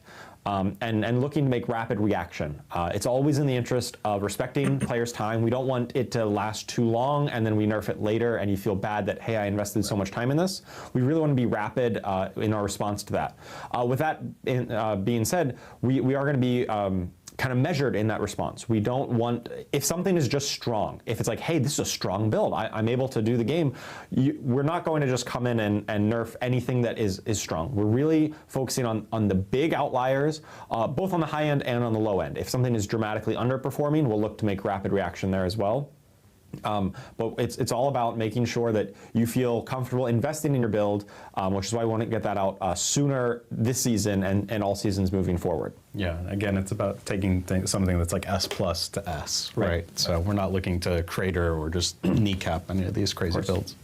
Setzer111 and Sirius Kingsley actually are asking a question that we kind of just addressed in what we were talking about in the beginning, where they're saying like, hey, can we get seasonal mechanics more, maybe become permanent as like in-game systems? Or Sir Kingsley asked, can we get seasonal powers added to the game permanently? This kind of just goes back to what we were saying beforehand of let us know what you guys like what you guys what resonated really well with you guys during seasons, and we can look at what we can end up bringing back and incorporating into the game so that Diablo 4 is constantly evolving for players specifically from that end. Condis asks, was campaign XP / leveling nerfed since PTR? So we did adjust. So I'll take the full journey. So in season 8 PTR, we did slow things down substantially. We didn't touch campaign or anything like that. And then in season 8, we have pared back the nerfs that we did to leveling. So it's a lot more similar to season 7. It's just a little bit more streamlined. We haven't touched campaign XP or anything like that. Question from Quigs6246. Can you guys, or for the Q&A later, can you ask, is the new Stormstrike aspect, will it also apply to the free cast from the Crone staff for Druid? I'm pretty sure it should. Yes. We'll double confirm. And a great opportunity for you to follow up with Charles on our Sanctuary Discord after this stream, because he's actually going to be doing an additional Q&A on our Sanctuary Discord. So after the stream, might be a good follow-up. I can also just speak a bit more to the, we really want our tooltips that have a lot of clarity around the skills. And so I'm stalling for time. If we could get production to bring up that slide one more time, I could tell you with certainty, because when we're looking at skill tooltips and we use the word cast, like when you cast Stormstrike, with capital C, that refers to when you actually press the button and do it. If we don't use the word cast and we just say Stormstrike does a thing, that should work in cases where it gets kind of what we call auto casted by something else, by like the Great Staff of the Crone, it auto casts Stormstrike. And so depending on the precise wording there, it should clarify that interaction. That's kind of what we want to stick to make sure things are clear to players. Is using that cast wording to differentiate those two castes. Oh, do we have it on screen? And it does look like it does not use the cast terminology here. It just says a Stormstrike will just chain to twice as many targets. And so that should be working whenever it's auto cast from that the Great Staff of the Crone effect. Thank you so much, production. That is actually a really good clarification, I think, and knowledgeable for a lot of people about the differences between the term cast and no cast. Yeah, I believe we've been trying to communicate that. We've got like a loading screen tooltip in the game. It's easy to miss and totally understandable, but that's definitely something that on the class design side, we really want to make sure we're being clear about these interactions, because we know there's so many interactions in the game. So any opportunity to clarify these things, we're definitely going to make sure we do our best in that regard. We got a question from Chicken Wing 929. Good name. You said in the last live stream that you wanted Torment 4 to be aspirational so that only 10% of players will reach it. Will there be a seasonal objectives that must be completed in Torment 4 difficulty? So players will probably see in this season, like as they get to the last chapter, there are going to be some Torment 4 specific requirements on some of those things. And you know, there's like a fine balance, I think, that we're trying to strike, where it's like, do we want there to be like aspirational goals and rewards for players within the season journey itself. And then there's also like, okay, we understand that some of those things may require a decent amount of time or a specific build. So we really do want to hear like some feedback after players jump into this season, what they feel works really well, what they don't feel works really well, especially for season journey and some of those later achievements that you have to obtain. So let us know. Like we're open to hearing about it, and we most definitely want to figure out exactly where there's still like aspirational goals, but maybe rewards that maybe can be adjusted around or something like that from the season journey itself. Yeah, definitely open to change. Question from Dalius, are there any plans on adding bounties or other small in-game activities to fill in between other objectives possibly? I think that's definitely an interesting space that we've talked about, and it's one of those things that we want to do it right. Currently, right now, we're using the Whisper system to sort of do that. You see that with the Apparition incursions, where periodically, the Apparition incursion will get that Whisper that you're able to go do. I think the one thing that really kind of we don't love about the Whispers right now is that it is based on a timer. We set the timer to be pretty generous. They're constantly rolling, but we know that this is something that we can improve on. So it's something that we definitely are interested in taking a look at. Awesome. Question from Crushalvane. Have you thought about buffing glyph building from content other than pits, like dungeons, whispers, bosses? So we've made a change to make it so the pit can level those at a much higher deficit, so minus 50. We do like that this is a reward for pushing in the pit. So we kind of glyph like can when be the rewards upgraded even are at pretty clear 50 what you need to deficit. do for it. We also like that of all the different activities in the game, the pit's uniqueness is that it is one of the few activities that allows you to sort of modulate your personal difficulty, and we want to continue that sort of paradigm where the deeper you push in the pit, the more glyph levels you get. So I think that's definitely working well for us, but open to hearing thoughts and feedback as we continue to develop the game. Eevee Demonic 666. Evil. Evil. Evil Eevees. I guess it's like an Umbreon, isn't it? What are the drop rates for Mythic Uniques? Are they being increased per boss layer / torment tier? Oh yeah, so the Mythic Uniques increase with Torment. We actually did a pretty substantial, like if you want to farm Mythic Uniques, I almost called them Giga Belial, Supreme Belial, we get in trouble because we constantly say greater, Giga, Uber. Yeah, we're running out of adjectives for big bad. Supreme Belial has the highest chance of all the lair bosses, and he's really the place to go. So we position Mythic Uniques and Ancestrals targeting and things like that on Supreme Belial. Yeah, definitely celebrating the end of the journey when you get to the top of the lair boss ladder. Make that a big moment. Cool. We had a question here and it deleted from my document, so I think someone from the community team may have killed it. But there was a question related to, and they may have missed it in the beginning, but I'm just going to reiterate it, but about skill trees. Are there going to be like changes and reworks and things like that? I know we confirmed earlier that we are looking at it. We're looking at doing some stuff. And as we get closer to when that is ready, we'll end up updating our roadmap to incorporate some of those things. Last question I'm going to take is from Grimmy Grim. Do you feel like class and build balance will be in a good place now? I'm afraid some builds will be 100 times stronger than other builds again. Our goal is not to have things that are 100 times stronger, of course. Balance is constantly ongoing. Every season, we're making new content, new ways of playing the game, and also balancing the system. It's not just on the class side; it's also on like the encounters, the bosses you're fighting, the enemies or the activities you're doing, the torment tiers and the scaling. There's a lot of moving parts here, and it's kind of a constant, ongoing thing to strive for balance. And I don't think that even if literally every build dealt exactly the same amount of DPS, that wouldn't be ideal either, right? There should still be some natural variation, but our goal is really to make sure that players, no matter what build you're playing, is that you're able to complete a lot of the content in the game. If you make any kind of competent build that comes together in a good way, you should be able to complete that season journey if you're putting in that time. Get to that Torment 4 and be able to take down the bosses, the strongest form of Belial. That's our main goal. And we understand that sometimes there are going to be some outliers above that. And we are actively looking to monitor and tamp down on those ones that are 100x stronger than everything else. And also find the ones that are 100x weaker than the par or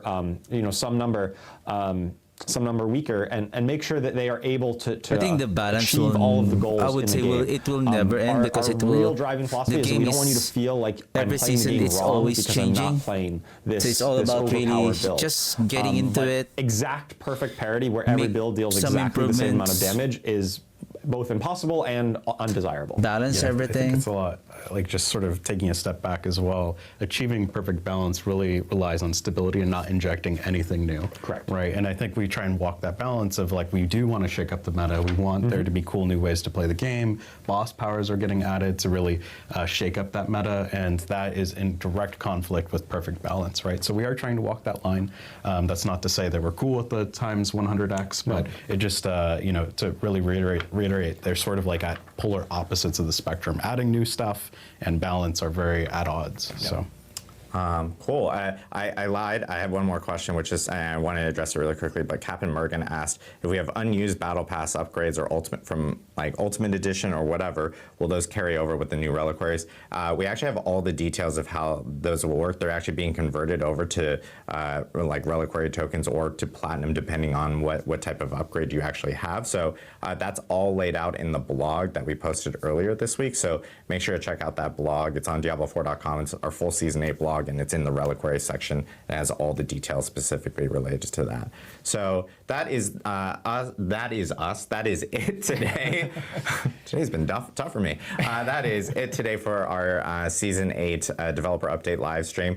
Just a quick reminder, Season 7 is ending starting next week because Season 8 actually kicks off on April 29th. So make sure to jump into Season 7, clear out any of your final Battle Pass items or Season Journey items that you may need to. Get Dorian, like the Raven, if you have our Raven.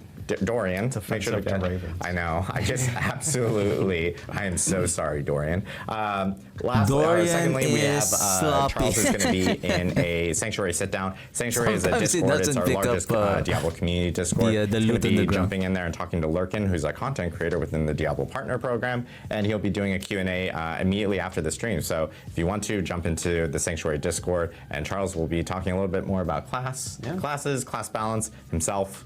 Hobbies, what type of pizza he likes, where his tattoos are, where his tattoos are, things like that.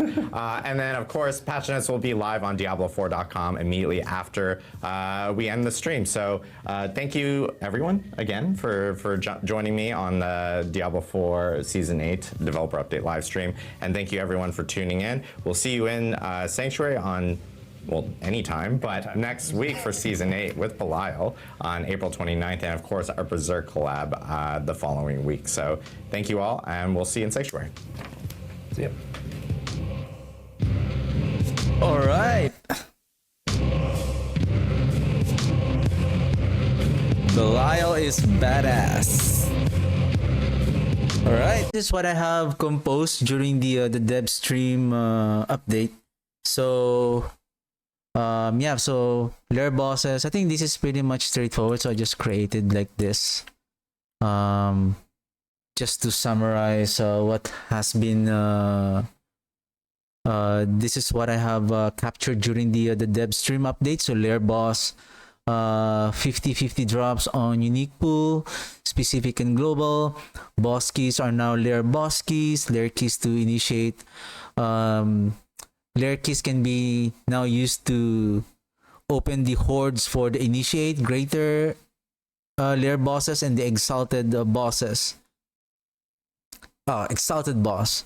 Then Operation Incursion available will always be available on Whisper event, and then reduce Spectral Ash. Upgrade can be can get a Spectral Ashes on lair bosses as well.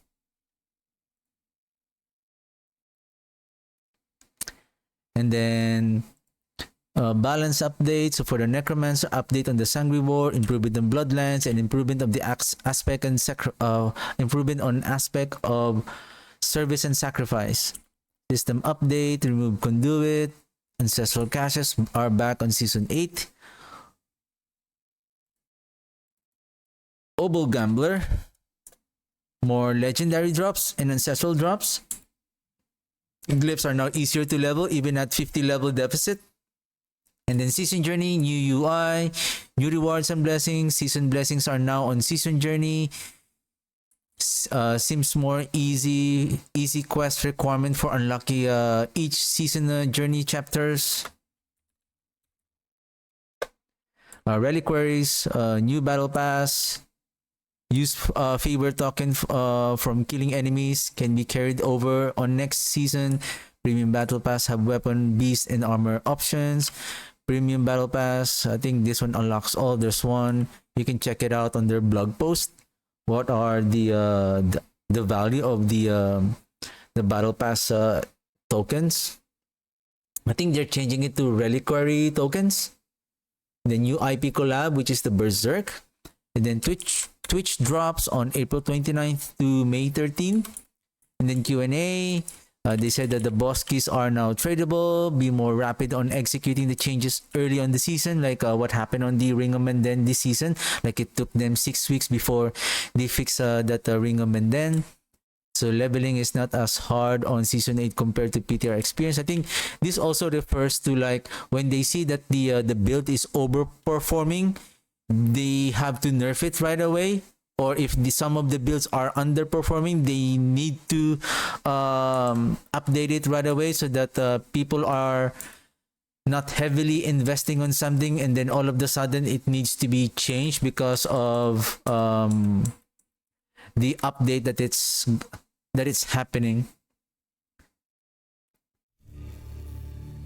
That is going to be implemented, and then leveling is not as hard on Season 8 compared on PTR experience. Cast means pressing the skill keys. Without means it can be auto casted. Alright,